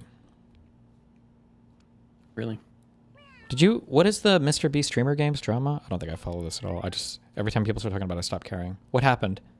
I don't even know. I hate Mr. Beast because not because he's a bad person or anything, just because his shit is so fucking whack. What do you mean whack? It's always all over, and it just fucking annoys the shit out of me because I just don't give a fuck. Okay. Canada. AOC indicated she believes that some of her early allies on the left have taken too much credit for her upset House victory 8 years ago, and she's distanced herself from them over the years. People familiar with the dynamic told Axios, "As much as I love them, I did not win my election because of DSA or even Justice Democrats or any of these orgs," she told Ryan Grimm for his book, The Squad. "We had built everything from scratch into the hardest parts, and then when it looked appealing enough, they jumped in." Can I say, I hate how Axios writes their articles. Actual fucking slop. They have to do it for people to read like 3-minute fucking things these days because that's all you can put. Yeah, but no one else does this right now. Why just them? Well, what do you want me to say? Read. They should fucking read. Go to the New York Times. Read. Uh-oh. What happened here? Hold on. Disguised Toast speaks up on the Saikuno situation after Lily Pichu and Valkyrie made things worse. Watching his friends of years that acted close to him, used him for their own gain when he was popular, and then run to throw him under the bus for a few likes is why people say streamers are fake as fuck. Damn! Yeah, but you realize he deleted it, right? Oh. Well.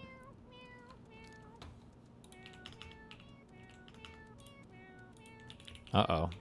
Schizo rant incoming. "I can't believe AOC said Justice Dems didn't deserve credit for her victory. The ego has landed. She definitely wouldn't have won without Psych TC and Corbin Trent. Also, the Young Turks did 34 videos on her and got her over 1 million views, and our audience raised 2.5 million for Justice Dems overall.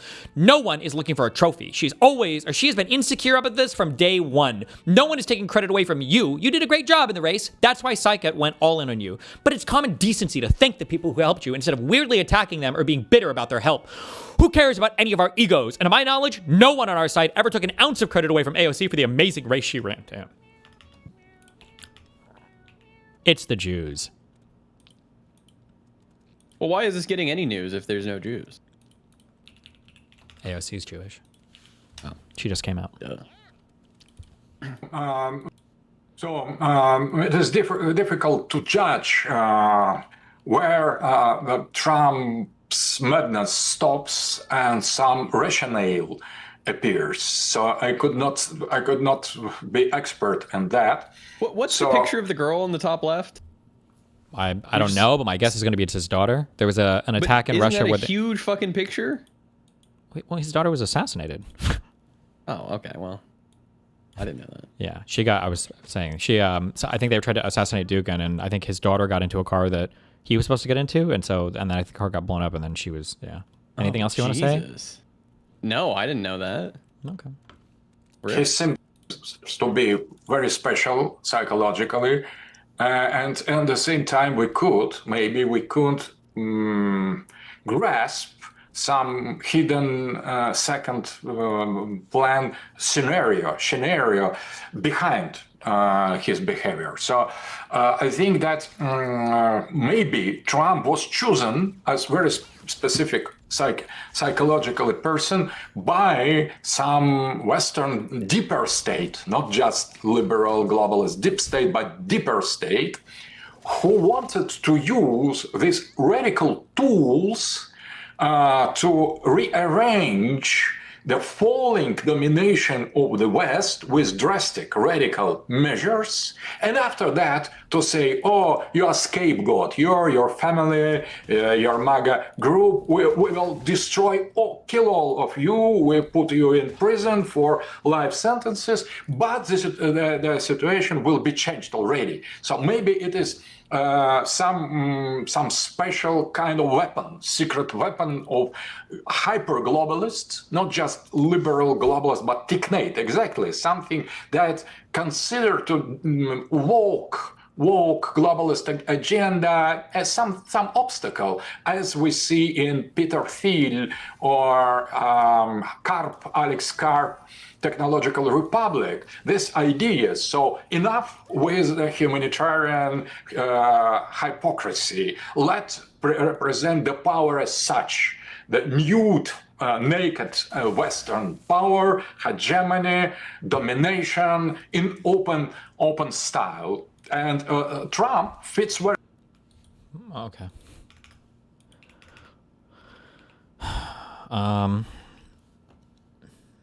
Okay. What do you have to say about that? That guy's crazy. I don't know.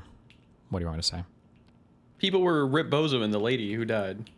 Well, that's Alexander Dugin. He's a big weirdo, like pro-Russia philosopher in Russia. Listen, folks. Writes a lot, does philosophy of why Russia should take over all their historic homeland and all this bullshit. Today, April 12th, 2026, we have just had peace talks for the war in Iran in Islamabad. Why did they choose Islamabad? Because when they were listing cities, someone said Islamabad, and JD Vance said, hell yeah, it is.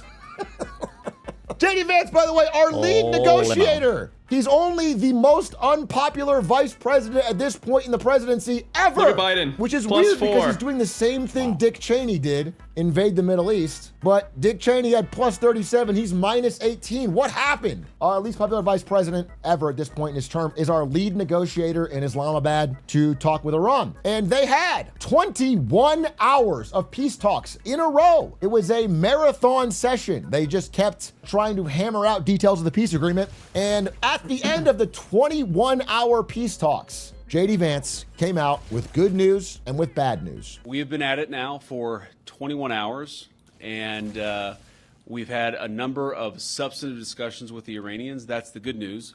The bad news is that we have not reached an agreement, and I think that's bad news for Iran much more than it's bad news for the United States of America. Damn. Good news is that we talked for 21 hours. The bad news is we got no agreement. So there's really only bad news. So we're really exactly where we started. Interesting. Donald Trump, who was not at the negotiations but was briefed on them, had to jump in. So during this 21 hours of negotiations, while they're feeding information back to Trump, he surreptitiously retweets this on Truth Social, which is a post from Just the News that says, the Trump card the president holds if Iran won't bend, a naval blockade. Just an idea from some insane right-wing slop website. 12 hours later, that's the plan. Now, I don't know if he was prepping for the idea with the public or if he got the idea from this, but he retweets this, and then 12 hours later, we're coming out and going, okay, effective immediately, the United States Navy, the finest in the world, will begin the process of blockading any and all ships trying to enter or leave the Strait of Hormuz. I have instructed our Navy to seek and interdict every vessel in international waters that has paid a toll to Iran. No one who pays an illegal toll will have safe passage on the high seas. We're going Pirates of the Caribbean on this bitch. Other countries will be involved in this blockade. Other countries not named. My girlfriend goes to a different school. Other countries not named, will be part of this blockade. Iran will not be allowed to profit off this illegal act of extortion. Additionally, and at an appropriate moment, we are fully, quote, locked and loaded, and our military will finish up the little that is left of Iran. So the ceasefire thing is just gone. Apparently, it's going to last till the end of the 2 weeks, which is on April 22nd, so we have about 10 days left from when I'm recording this. But at the end of that, there's no plan to continue it seems, at this point, and negotiations are not going well. By the way, but before I move on, this is a pretty important tweet. The President of the United States, I think a big thing that's being touted right now is that they were asking for a 20-year moratorium on any uranium enrichment, and Iran said, fuck you. Yeah, maybe because they realized, oh shit, that's what we were originally kind of here for, and we need to actually do something about that, maybe? Yeah. Maybe? Desperately to end the blockade of Hormuz is now responding by doubling the blockade of Hormuz. We are now having a double blockade. So it's a pretty big escalation. I mean, I'll go through what this means, but it's a big deal. And then 30 minutes after posting this incredibly important update on a major geopolitical situation, he posted what happened to Bruce Springsteen and talked about his plastic surgery. This is, again, 23 minutes after that. Well, I'm glad the seriousness of the situation is being felt. Look, let's draw up what's actually happening. So after the attacks on Iran blockaded Hormuz, this 21-mile narrow gap where a massive amount of global shipping goes through. 20% of the world's oil, ton of the world's precursors to fertilizer, natural gas, ton of everything goes through this strait. Iran blockaded it and created this toll booth right here where you could pay them yuan to get your ship to go through. Now, not many ships did this, but a few did. Chinese vessels, few did go through this toll booth. Donald Trump, in his Don Zoo mode, said break an enemy blockade by blockading their blockade. And now is setting up a second blockade back here so that if you pay the toll and go through, you are going to run into American ships and not be allowed to go through. Thus, the plan being, by the way, there is some strategic merit to this. It's more the optics are horrible, but the strategic merit is that Iran can no longer fund itself by sending its own ships and a few of its ally ships. Now, if the Gulf states can't get through, nobody can get through is the idea. But no one was making a ton of money right now. What do you mean? Like, there weren't many ships going through the fucking strait. Oh, yeah, I guess. Well, this now know what he's going through, I guess. Yeah, I guess. And what's interesting is this mattered or if this is relevant at all. May be something the United States could pull off without a hitch, if not for one major question. This plan, there is some merit to it, but there's one major question that makes it a huge, dangerous, scary escalation. Now, I went on Chinese social media and I saw that the drawing I made here is being made there. This is on Chinese social media. They're making the same drawing and they're coming to similar questions. And the major question of this situation is, what happens when a Chinese ship tries to exit the strait? If a Chinese ship goes to this toll booth, sails out here with oil headed for China, is the United States going to stop it? Is it going to blow it up? That is a major question. That is a World War III type question. Is it a taco? Is it an escalation? Shit. What happens? And especially if China chooses to send military ships to come and escort their boats through a blockade that the President of the United States has publicly endorsed. That is a real Suez Crisis moment where either the United States backs down to China and then a massive geopolitical shift is underway, or they don't, and then the escalation could cause World War III. I mean, it's a serious, I'm joking somewhat, but this is serious, okay? So, what does China do? Well, there's one plan I could give them. Third blockade. A third blockade? Put a third one behind? Wait a minute. That could be based. No, but being seriously, because this might be World War III, I don't want this to be my last clip on the subject. Being seriously, the danger here is now becoming the US and China getting into serious at-odds military conflict. That is now the serious danger of this blockade. Because, first of all, tensions are already rising because China has, this is leaked, but apparently providing Iran with weapons with which to shoot down American planes. And so this is slop. What? The idea that there's going to be a US-China conflict because they can't get 2 fucking ships a day through the fucking strait is actual slop. Well, wait, what's slop? I don't believe that China is going to go to fucking war with the United States over this current blockade. I agree with you, but I think the slop is not Atrax video. The slop is the plan then. Like, why are we blockading them? Yeah. Yes. That is already causing problems. Trump said, if this is real, I threaten 50% tariff, which, by the way, seems minor compared to what that would actually be. But that's the beginning. I mean, these are all like pre-World War I type headlines. These are all escalations that are like, how do they get an off-ramp here? So China's providing weapons to Iran. And also, on the flip side, all that talk that you might have heard about how China doesn't really need the Strait of Hormuz, I think was largely overblown. Yes, China has a good strategic petroleum reserve, but we need to not understate that 37% of all traffic through this thing goes directly to China. They're the largest importer of oil from it. It is extremely important for them economically. They can't just ignore it. They can't just be like, it don't matter, when they were getting it through this toll booth. Again, article from today in the FT, Fortress China shows cracks as Iran war strains supply chains. Energy, chemicals, and helium all under pressure despite Beijing's push to build up economic security. The truth is, this matters, which means the United States blockading it is a direct economic attack on China, which could lead to a military attack. I mean, it reminds me of like when the US blockaded Japan's oil during World War II, which is a direct precursor to Pearl Harbor. Like, these economic cutoffs are always the precursor to what happens in real war. Like, this is like an escalation that requires either a taco or next level. So again, Xi Jinping in this situation has two options. Number one is use strategic petroleum reserves, which they have plenty, and try to wait it out. And number two is send ships in and escort their vessels. But I feel like Atriox trying to say that it was business as usual going through the strait, which it absolutely wasn't. There was like 2 fucking ships a day going through. Yeah, but so like, does a second blockade matter at all? Yeah, I don't know. True. Yeah, well, I don't know. I have no idea. I don't know what the fuck anything. He didn't say that. He's literally saying that there might be like some sort of military escalation between the U.S. and China over this blockade. But in order for that to happen, it would have to be like the United States is actively cutting off a good source of oil, and that just wasn't happening because of the conflict that's going on in Iran. Well, whatever. Whatever. Who cares? Just play this now. Song. Instead of a few ships going through, now no ships have gone through. Yeah, so instead of 2, there's 0.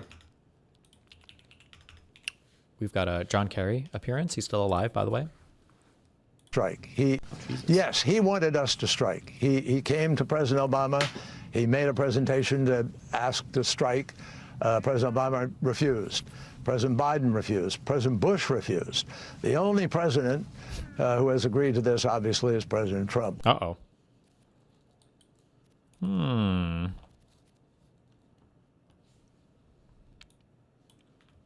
He's apparently taken on turtle form, like McConnell.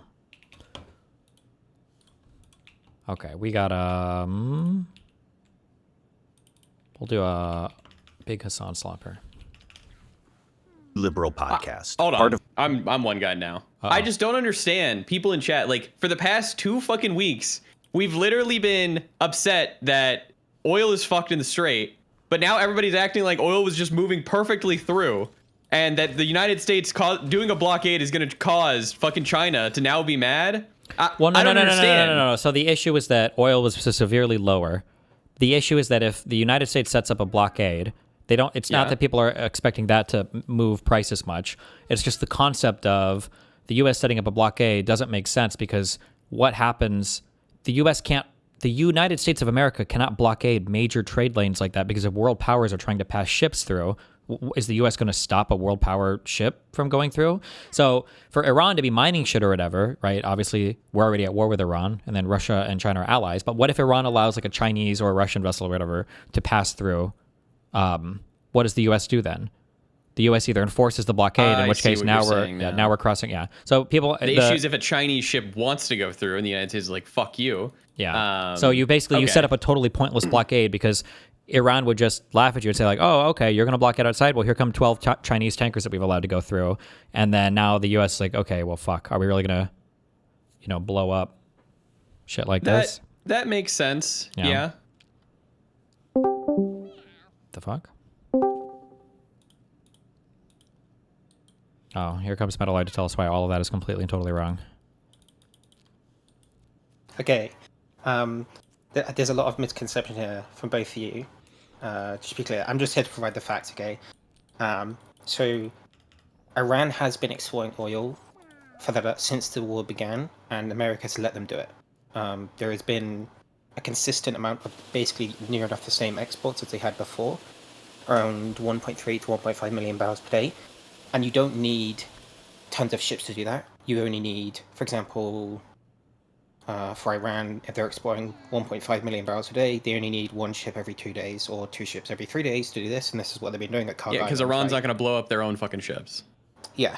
So they've been doing that along with cargo ships, which are it's their dark fleet. It's Iran's dark fleet. So the idea of this blockade is essentially to put like pressure on Iran, because they've been essentially operating as normal, except for the fact that missiles have been firing at them. There hasn't really been any change in the Iranian system. They've just been selling oil at a higher price at the same amount per day, basically. So what this does is potentially, because there's been an Iranian ship that went through today, and you can see it, and it's had its AIS on, and it came from an Iranian harbour, and they didn't stop it. And they could have, but they haven't. So potentially they might not even be doing this, but if they do, it will put a lot of pressure on the IRGC, because this is their main source of income, and they don't really have any other way to make any money. The oil kind of infrastructure is mostly where the IRGC gets its control from the government in terms of like the flow of money. They don't have as much as a stronghold in terms of like impact on the other parts of the economy. Okay. So what happens if Iran tries to pass through a Chinese ship? Well, the idea that these are like Chinese ships isn't really. No one said they're true. Chinese ships. What happens if Iran tries to pass through a Chinese ship? Well, I mean, we'll see, right? Well, I think that's the contention, right? Well, no, I was just saying that the idea that like this is going to put more harm onto Iran.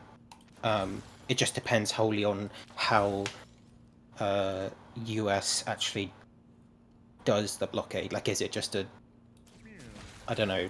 We don't know what it is yet. Like, It depends if it's a real ships. blockade or not. I mean, I see what you're saying now with like if a Chinese ship wants to go in, the United States stops it. Well, Metalite is saying that'll that's never an happen actual and it's big not deal. relevant and it doesn't matter. But I don't understand how.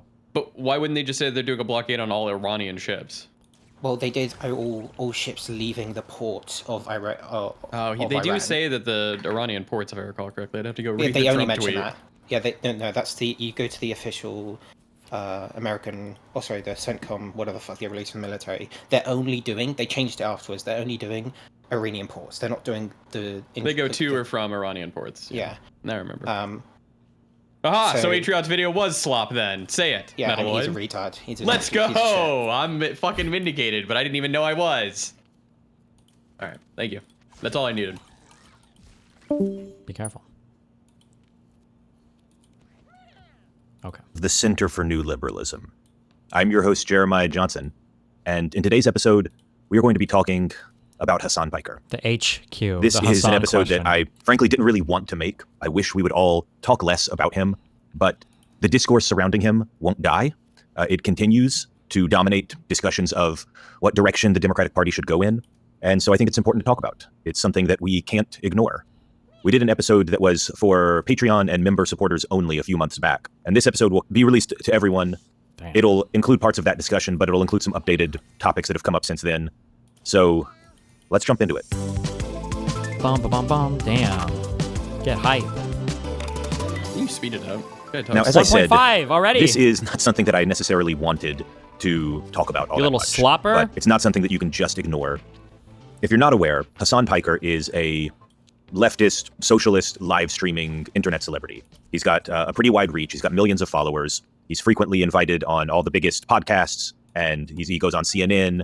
The things that he does get lots of attention on the internet. Part of his entire thing that makes him very famous is that whenever he does anything, everyone fights about it. And because of all that free publicity, he's become very, very big. Recently, there's been kind of a debate in the Democratic Party, as there is when you lose elections. What direction should the Democratic Party be going in? Should it be becoming more leftist and populist? Should it become more moderate? Piker is part of that debate, and obviously he thinks the party should be more leftist and socialist and populist.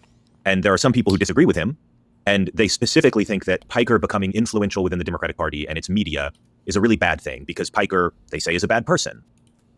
I tend to agree with those people, but I also think some of them have missed the point. What?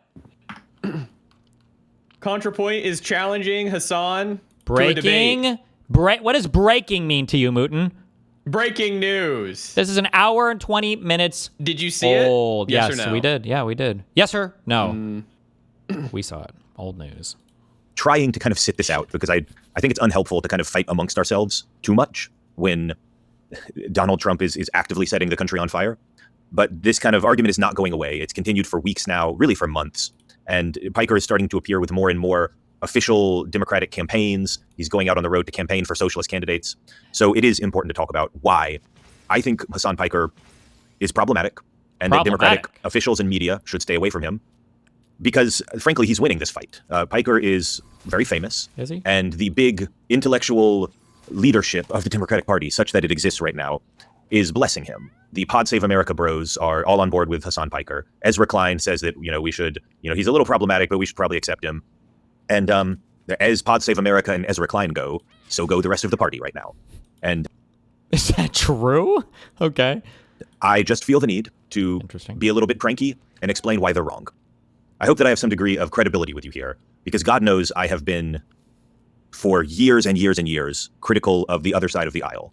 For years and years and years, I have talked about and podcasted about and written about, the Nick Fuentes and the Graper movement, and extremism on the Republican side, the cultural origins of MAGA and how conservatives are manufacturing outrage and welcoming, extremists into their tent and the hypocrisy of those conservatives. I talk about this quite a lot, so I hope that I have credibility when I tell you that I think the Democrats also have a growing extremism problem.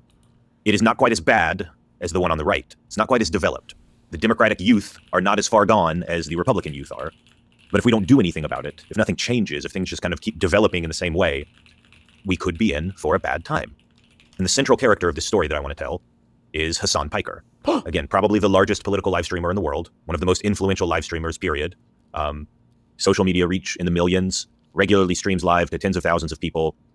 He's considered extremely popular and influential among young left-leaning influencers, and I think this is a problem. To state it as plainly as I can, the reason Hassan Piker is a problem is because he is, without exaggeration, an ideological authoritarian. He does not believe in liberal democracy. True. And instead, he believes in authoritarian socialism. True. That is the plain conclusion of anyone who has spent any amount of time looking at what he talks about. So I've made this accusation. What's the evidence for it? Probably the most notable thing that Piker has done this year is take 2 trips internationally and live stream them, of course, because he live streams everything. The first trip that he took was a live stream tour of China. He traveled through China for about 2 weeks, live streaming from the country, giving his thoughts on China's economic and political system, doing some tourism, seeing the sights, meeting the people. And this is kind of a popular thing to do, among live streamers. There's other streamers who've done this. There's a very popular streamer called iShowSpeed who went on a gigantic tour of China. He might be the biggest live streamer in the world of any kind. And so his tour of China was enormous, but he's not very political. He did a bunch of sports and celebrity culture stuff. And, China's like this big untapped market. So good content. You get kind of fish out of water stuff. You're reacting to all the Chinese stuff you've never seen before. There you go. So maybe it could be considered innocent. But unfortunately, if you actually watch Hasan go through China, you would be shocked by how open the propaganda is. Hasan, who is a political streamer, spent his weeks in China endlessly glazing, just sucking up to the Communist Party like you wouldn't believe, praising them endlessly, talking about how amazing China is compared to the United States, talking about how the system they have is incredible and everything is cool and everything is amazing. And oddly, I would say, for a political streamer, pretty much completely ignoring any controversial political topic. He did not want to talk at all about Xinjiang and the Uyghur internment, the Uyghur genocide, the camps that the Uyghur dissidents are placed in.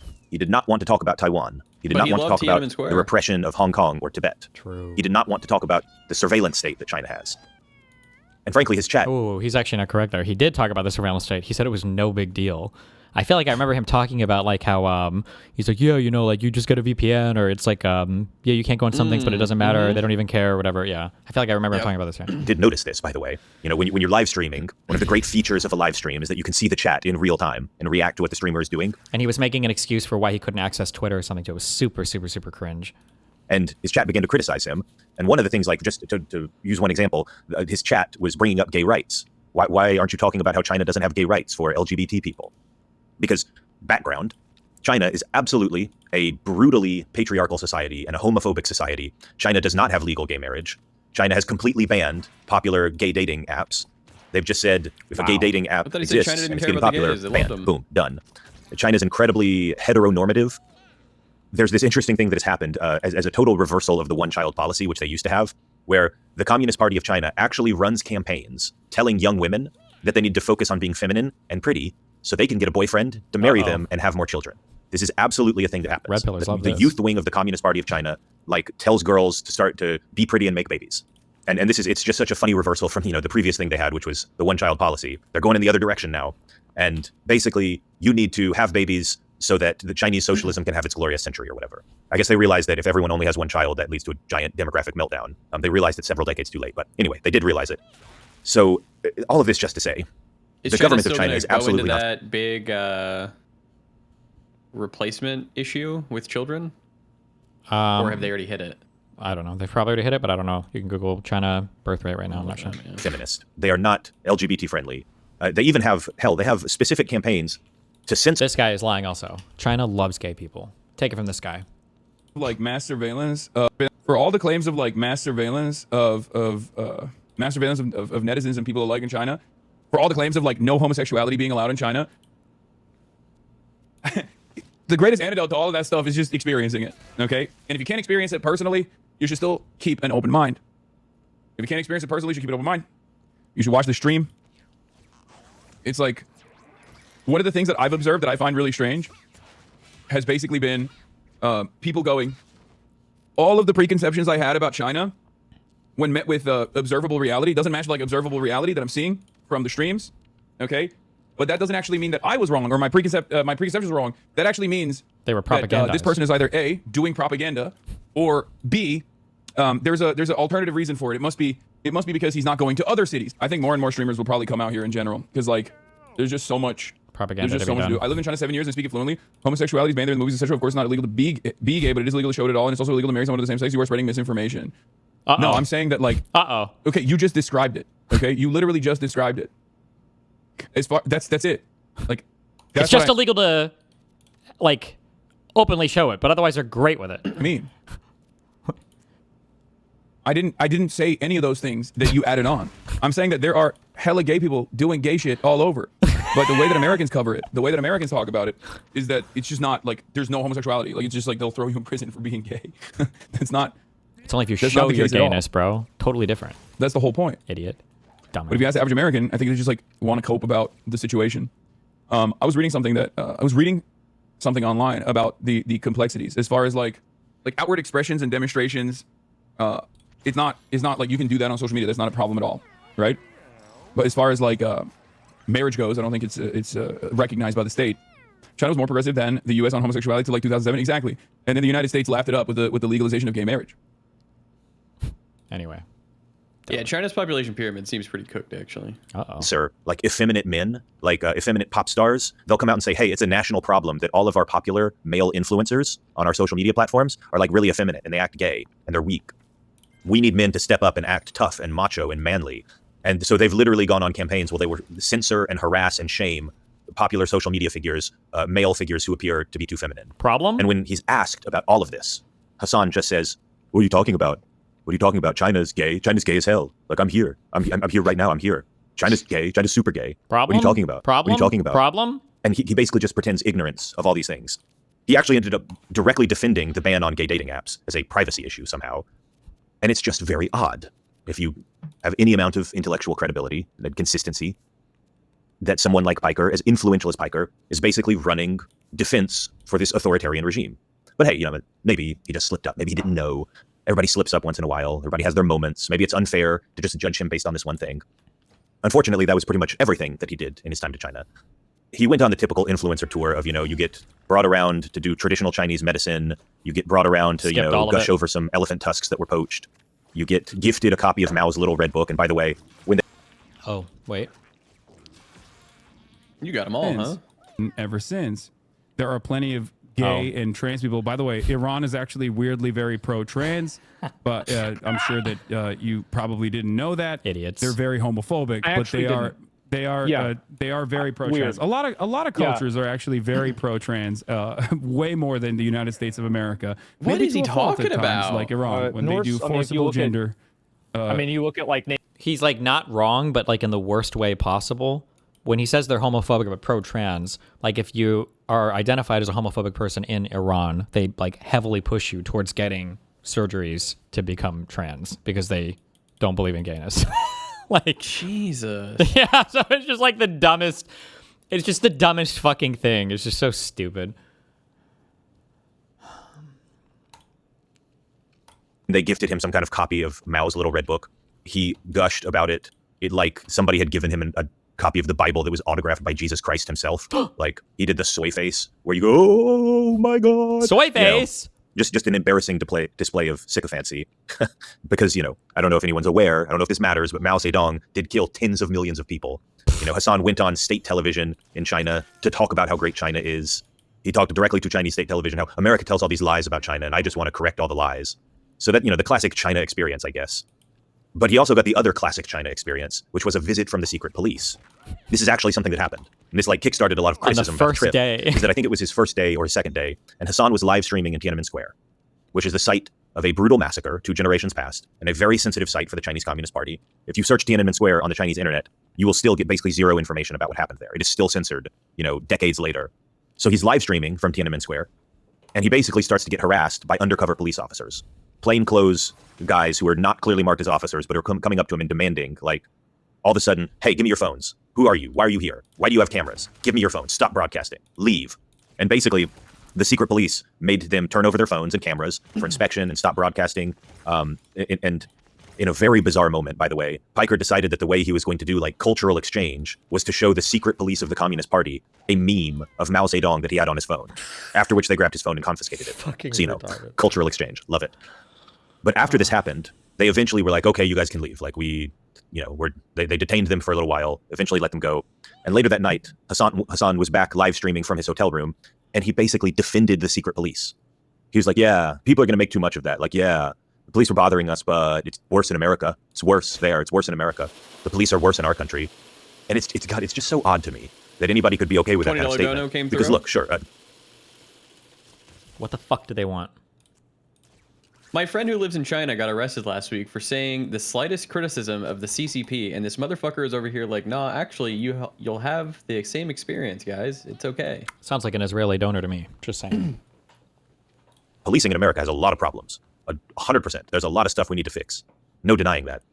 But the Communist Party of China has mobile execution vans. They can just pull you into a van and kill you. And it is official communist policy that this is just what they do. This is a thing that exists. Mobile execution vans are 100% a real thing in China. Oh, he's at 100% real. They just disappear people all the time. They don't even pretend. He says like 100% you have legal real. rights. You don't. If the state decides you are worthy of death, they just kill you. That's just how it is. And it's very bizarre to see the most popular political influencer in all of America talking about how the Chinese secret police are better than the American police. Because we should be very clear about what China is. The execution van is a vehicle in which prisoners are executed with lethal injection. The vehicle is equipped with an execution chamber with a bed that physically restrains prisoners while lethal injections are administered. Execution vans have been used in the People's Republic of China since 2003. Wait, what the fuck? Why is there not more CIA propaganda on this? And it didn't get Hasan, huh? Jesus! It's a joke. Sheesh. Come on, man. It's Trump's America. You can't make jokes anymore. China is a totalitarian police state where you can be arrested for literally anything. You can be dragged away by the secret police in the middle of the night. And when that happens, it is not seen as a scandal. When that happens in America, occasionally somebody will get killed by the police, and it's terrible, and there's big protests. And there, it's just what happens. That's just like, oh, well, they must have done something wrong. That's what you get. You can be arrested. Just, you had the wrong opinion. That's openly illegal to have certain opinions.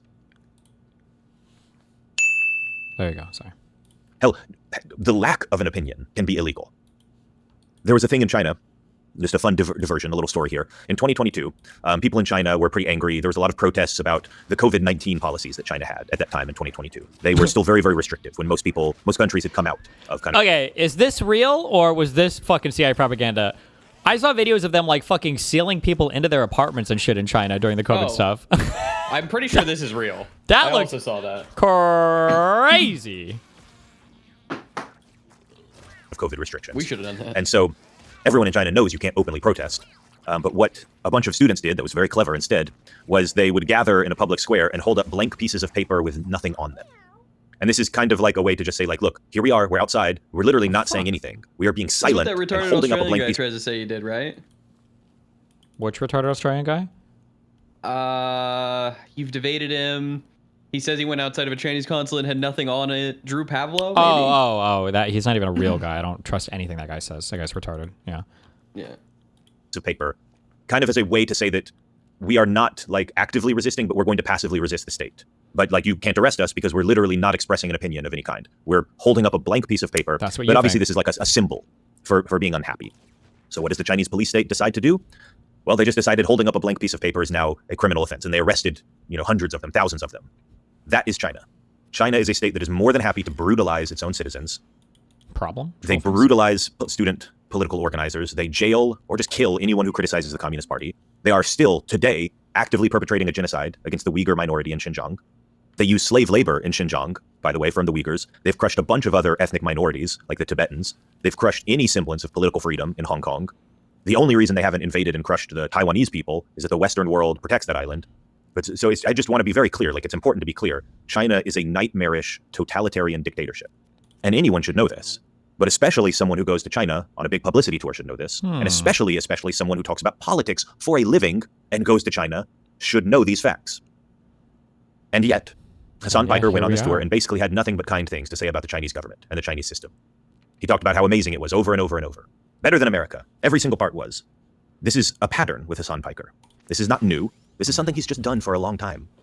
This is something he's done for a long time. In previous public statements and videos and podcasts that he's made, he's done things like downplay the genocide in Xinjiang. He calls the concentration camps their re-education camps, with the understanding that he actually likes re-education camps, that he thinks they're good, that re-education camps are desirable. And then after downplaying them and saying they're good, he says they're all closed. They're really just re-education good camps, but they're closed. So it doesn't matter. Like, it doesn't exist, but also if it did exist, it was good.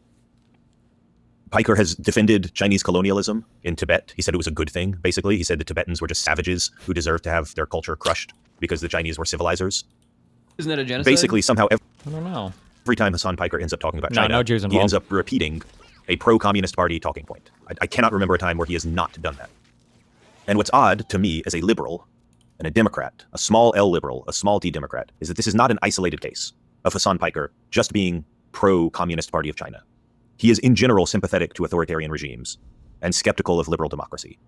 Like I said, he has defended the idea of re-education camps explicitly. He has said directly, if I had a socialist utopia, yeah, we would have socialist re-education camps. People make re-education sound like such a bad word. But in the real world, they've totally worked. Like, it's just bizarre to hear that coming from the mouth of somebody that the Democratic Party wants to cozy up to. The second trip that Hassan took this year was to Cuba. And look, I don't want to get into quite as much detail here, because if we got into the detail of every stupid thing Hassan has ever said, then we would be here for a long time. But Hassan went on this trip to Cuba. And of course, he wanted to make the trip about how Cuba is being repressed by the United States, and they are really this glorious island. And if there's poverty there, it's the fault of America. And, that the Cuban people are amazing and blah, blah, blah. But he went. Oh, so the Cuban people aren't amazing. Cuba, never once talked about how Cuba, again, is an authoritarian regime where you can be jailed and killed for having the wrong opinion. He just doesn't talk about it. To him, it's not a problem. The reason he doesn't talk about it is that he does not disagree with it. What he disagrees with is America, and Cuba stands against America, therefore America is good. When asked, how do you feel about Cuba? He says that Cuba may be the single most moral country. I don't know, that's a weird thing to say, what is the most moral country? But he says Cuba might be the most moral country in the world. Again, this is a country that murders political dissidents. They're not ashamed of it. They do it. Everyone in Cuba knows they do it. If you ask them about it, they would defend it. And that's not something that bothers Hassan Piker. They're the most moral country in the world.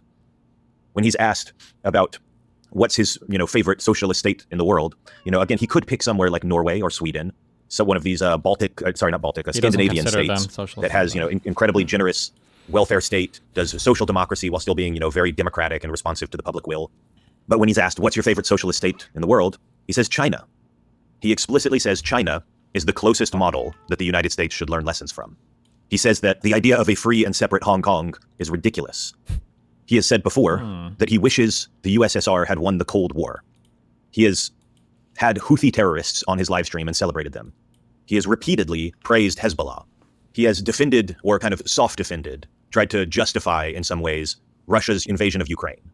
That one has ended up being so unpopular, even among his kind of brainwashed crowd, that he's kind of had to walk it back and toe very carefully there. But he said things like, Russia was totally justified in taking Crimea. Hasan going through Jeremiah's Twitter thread right now. Uh-oh. Isn't this the guy who... Myself in the same fashion. Uh-oh. Right? Here we go. This is a more wordy, more verbose version of what, like, Jesse Waters or Steven Crowder or Ben Shapiro would say about me. I'm here. Hassan loves America. If you don't like Hassan hates America. If you don't love America, why don't you leave? Is basically not the straw man voice. A sweet version of what this fucking dipshit is saying. Hassan earlier this year went on a trip to China, did nothing but glaze the authoritarian government. Given that Hassan is a full-time political commentator, you might think he'd have something to say about their lack of basic rights, the brutal repression of Tibet, the Uyghur genocide, how China crushed Hong Kong's freedoms, how they threatened Taiwan, etc. But nothing, only praise. Again, doesn't even like factor in my criticisms of China in many respects. Many of the things that he's talking about, I have actually offered critical coverage to. But of course, that would undermine the argument that he's trying to present here, that I have a non-nuanced version, a totally rose-colored attitude about China, both internally and also its foreign policy and things like that.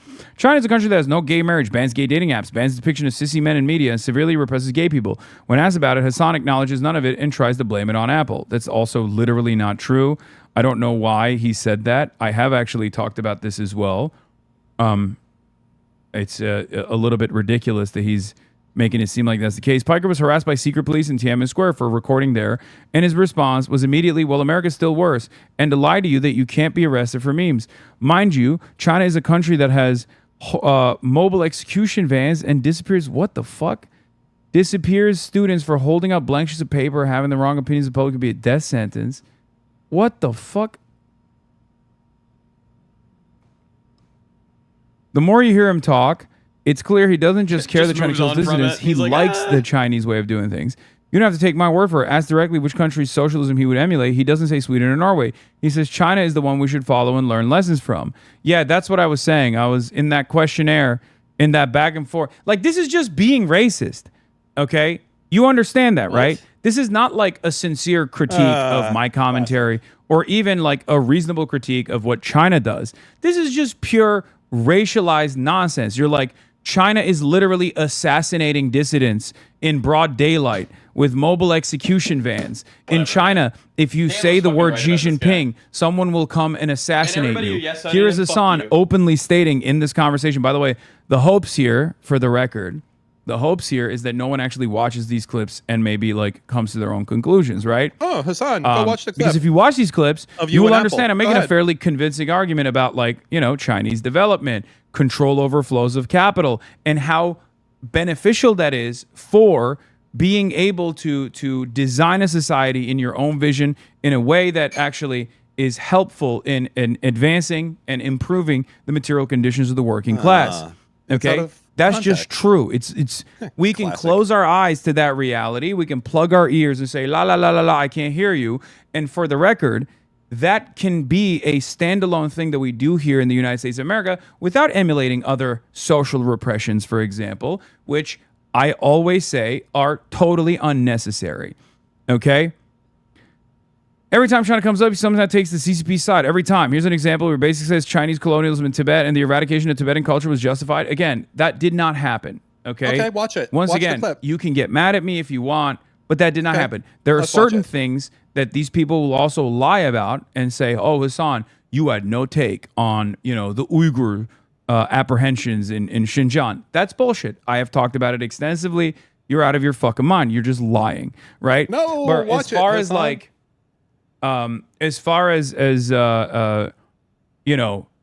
certain historical incidents that have taken place. Yeah, by the way, he's like, I'm done talking about Hasan, and then just like literally spams as many clips as possible. It's not just the CCP that Hasan loves to praise. He'll cave for virtually any authoritarian state. He wishes that the USSR had won the Cold War over the United States. I do wish that the USSR was not dissolved. The USSR's dissolution was the worst incident of the 20th century. It absolutely destroyed the balance that we had on this planet, okay? It straight up is the reason why neoliberalism accelerated and has actually caused the Western world to collapse in and of its own damn self due to its own successes. Okay? That's just the truth. You can complain about it, but you should at least understand the point that I'm trying to make instead of turning around and be like, oh, he loves the USSR. This is the type of shit that's unintellectual, intellectually incurious, and really fucking annoying, right? These are the people who are supposed to be, these are the people, I should have said one of the worst events of the 20th century.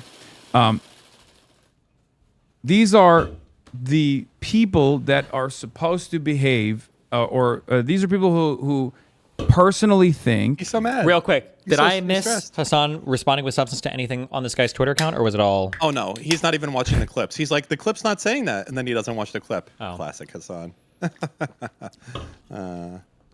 With the exact same racialized animus. Saying something about the sound effects? No, they should all work fine.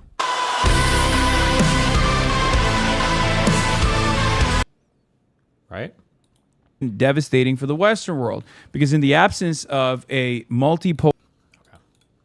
What do I call Crimea? I call it a Russian land. I call it the Russian area. Crimea River, bitch. This is his words. Crimea is Russian. Deal with it. Again, Russia straight up illegally invaded. Has Hasan ever talked negatively at Tiananmen Square? I don't know, but most lefties, like MLs, will say that whole situation is either completely fabricated by Western media or insanely over-exaggerated. And annexed, just in a total war of aggression, Crimea from Ukraine. The single unifying thing here is that Hassan Piker defends authoritarian regimes. He defends groups like Hamas and Hezbollah and the Houthis. He defends Cuba. He defends China. He's even kind of gone into defending Russia a little bit, although that's not very popular with his base. This is because Hassan Piker, on a very fundamental level, does not care about liberal democracy. He genuinely does not care. Hassan Piker is an authoritarian socialist whose guiding lights are... I gotta go do my blue hair. Shrinema. So tomorrow morning, I will have a blue hair. Make sure you hold it down. Make sure the drapes match the curtains, Moot. Okay, I'll do that for you. Thank you. Hold it down and hate on Hasan for me while I'm not here. Don't worry, we got you, buddy. Good. See ya. Are socialism, authoritarianism, and being anti-American.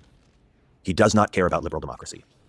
Now, some of you who've been listening to this might be thinking, God, what a weird, big overreaction Jeremiah is having. Sure, there's this one guy, there's this Hassan Piker guy. He sounds like an idiot, sure, whatever. He's got some bad views, but why are you focusing on this? What's the purpose of doing a whole podcast on this? Why would you focus here? This is not a larger problem.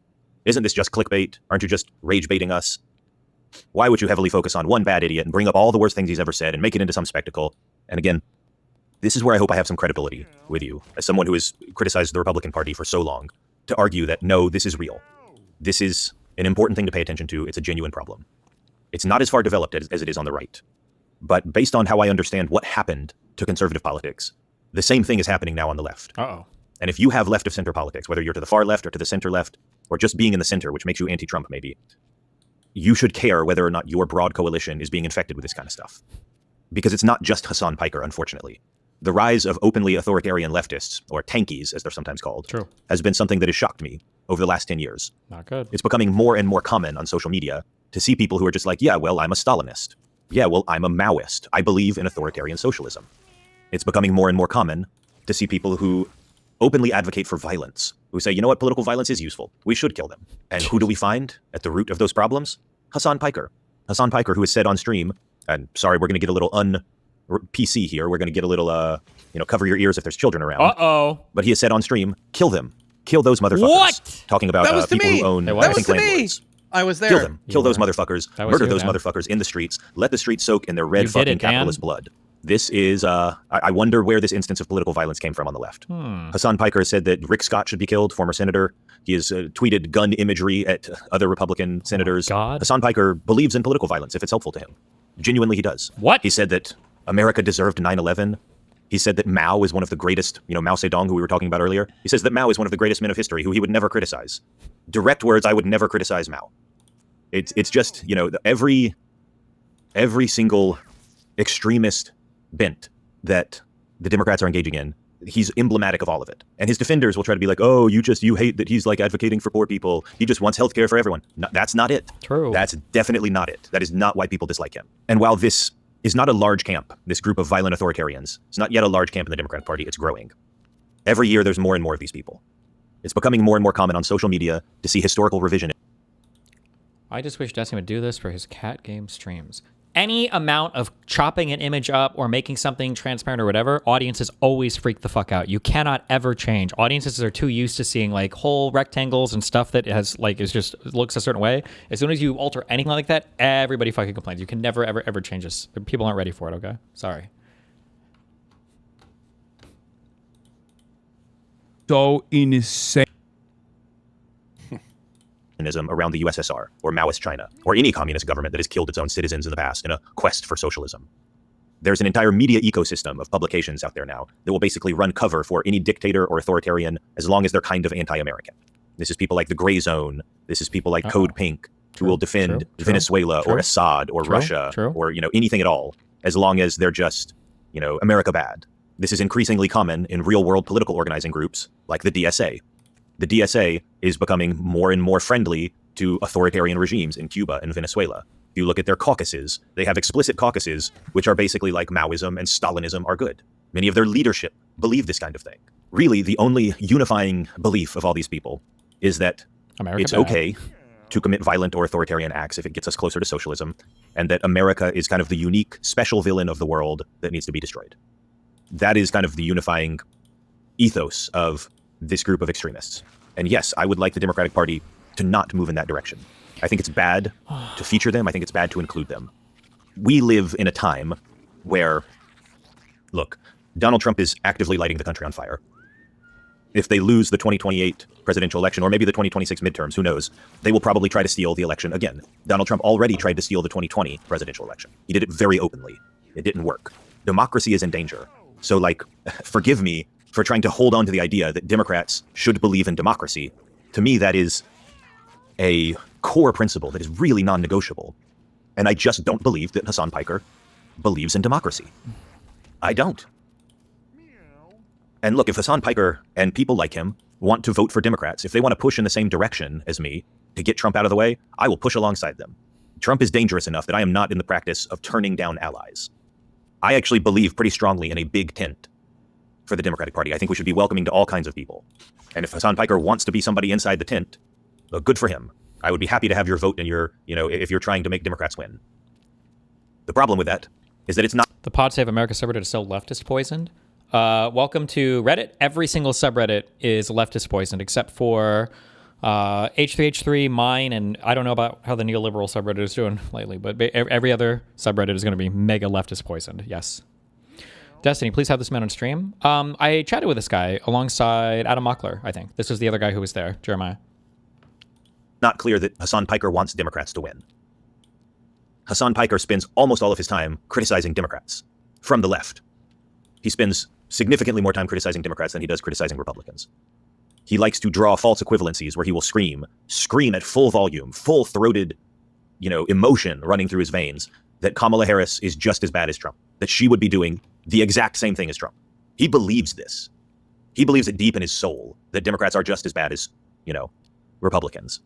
At least, the kind of Democrats that he doesn't like. Piker is more than happy to endorse Democrats when it's basically far-left candidates running against center-left candidates. Yep. His primary political project is not to defeat Trump, it's to defeat the center-left from the left. True. And if that means burning down the center-left such that Trump wins, that's an acceptable outcome for him. Again, I would be happy to have someone like him voting for Democrats. The problem is that I'm not sure that he does. He doesn't. In 2024, he was invited to attend the Democratic National Convention. He actually attended the convention in Chicago. He did not, as far as I'm aware, ever explicitly. Can I tell you my theory on? So Hassan said that he voted for Kamala. Obviously, granted, I don't have much place to speak, but he said he voted for Kamala, and he said he took a picture of it. I don't think he did. No. And I think the thought behind it was that he thought Kamala was going to win, and that she was going to really fuck something up, and then he was going to later release the photo of his ballot showing that he wrote in Bernie Sanders or he did a green. I guarantee you, he did not vote for Kamala for sure. No, I don't think he did. Endorse Kamala Harris. And the funny thing is, it even doesn't matter. Like it's just completely unacceptable that you would tell your audience not that you wouldn't tell them who to vote for president. Like, what is the whole point of you being a political streamer? It's just totally bizarre. Exactly. Like how, dare I say, how one person votes is not important, but how you influence many other to vote with your money and with your time and with your words is way more important than your own personal vote. Yeah. If you can get 10 people to vote and you don't vote, I don't give a shit. That's way better. I mean, it's literally, that's what we do. We're political influence. It's our job. The whole point is to go, it's stupid. Actually, this seemed kind of crazy. I was like, how could he have done that? Like, surely he at least kind of begrudgingly endorsed her at one point. I searched. Maybe my search was not good enough, but I could not find ever that he ever sat down and said directly into camera, I endorse Kamala Harris. I'm voting for her, and you should also vote for her, and here's why. I don't think he ever did that. He claims to be, I want to help. I'm not as bad as you make me out to be. But, he just doesn't help Democrats. Not really, unless you're a far left Democrat. He did a podcast appearance recently where he talked on Pod Save America, and he said, just treat me like you treat one of those Never Trump Republicans. The thing about the Never Trump Republicans is that they vote for Democrats. When they say Never Trump, they actually believe it. You can get mad at Liz Cheney all you want, and this crowd loves to bring up Liz Cheney and other kind of Republican apostates who've, started advocating against the Republican Apostate? Or is it really apostate? Party. But the thing about Liz Cheney is she got on stage and she said, you should vote for Kamala Harris. And Liz Cheney believes all sorts of things that I don't like. I think she has a lot of really dumb views. But she, despite disagreeing with Kamala Harris on many, many things, she thought Trump was dangerous enough.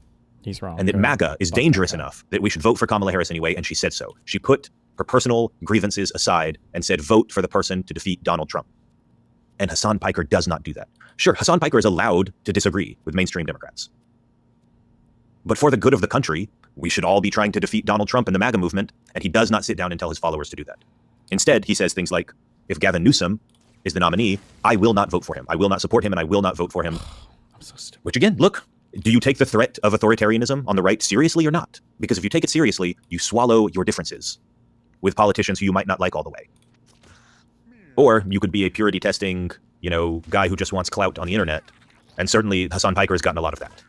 He's been very successful. He's received positive, glowing coverage from Cosmopolitan and The New Yorker and Variety and GQ and Vulture and Wired. And most of these profiles are just absolutely fawning. My Hassan is so cool. piece. He's looking at me so hot. And look, if we're being real, so much of this is just because Hassan Piker is attractive.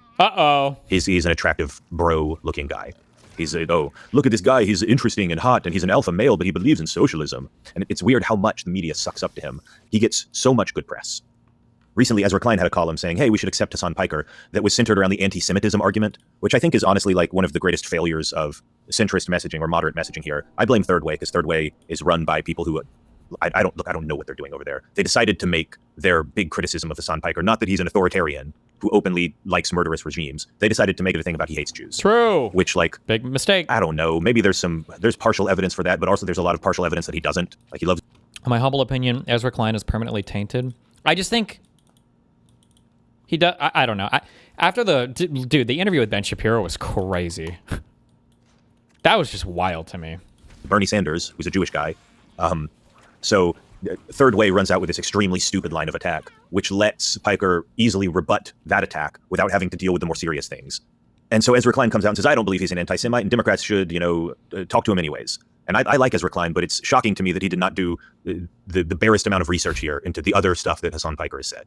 So, look, I believe in big tent politics. I want to build a party that can be big enough to beat the Republican Party, because I think they are incredibly dangerous. And in order to beat them, we need a big tent. But the thing about a big tent is that it is still a tent. There is still a dividing line between being inside and outside. And if Hassan wants to be on the inside and actually helping to elect Democrats, then I will swallow my objections and shut up and let him do that. God knows there are a lot of other people in both the right and left directions voting against Trump that I'm just happy to have your vote. And frankly, this is the reality of building a big tent. If you want to build a big tent that can actually get like 55% of the national vote, God forbid 60% of the national vote, that kind of thing is only possible when you have a lot of people inside the tent that disagree with you. But I don't think that Hassan Piker should be driving the direction of the Democratic Party. I don't think that he should be one of the leading intellectual voices telling us where to go, that he should be given prime spots in every media outlet, on every podcast, that he should be considered a thought leader. That is ridiculous and absurd.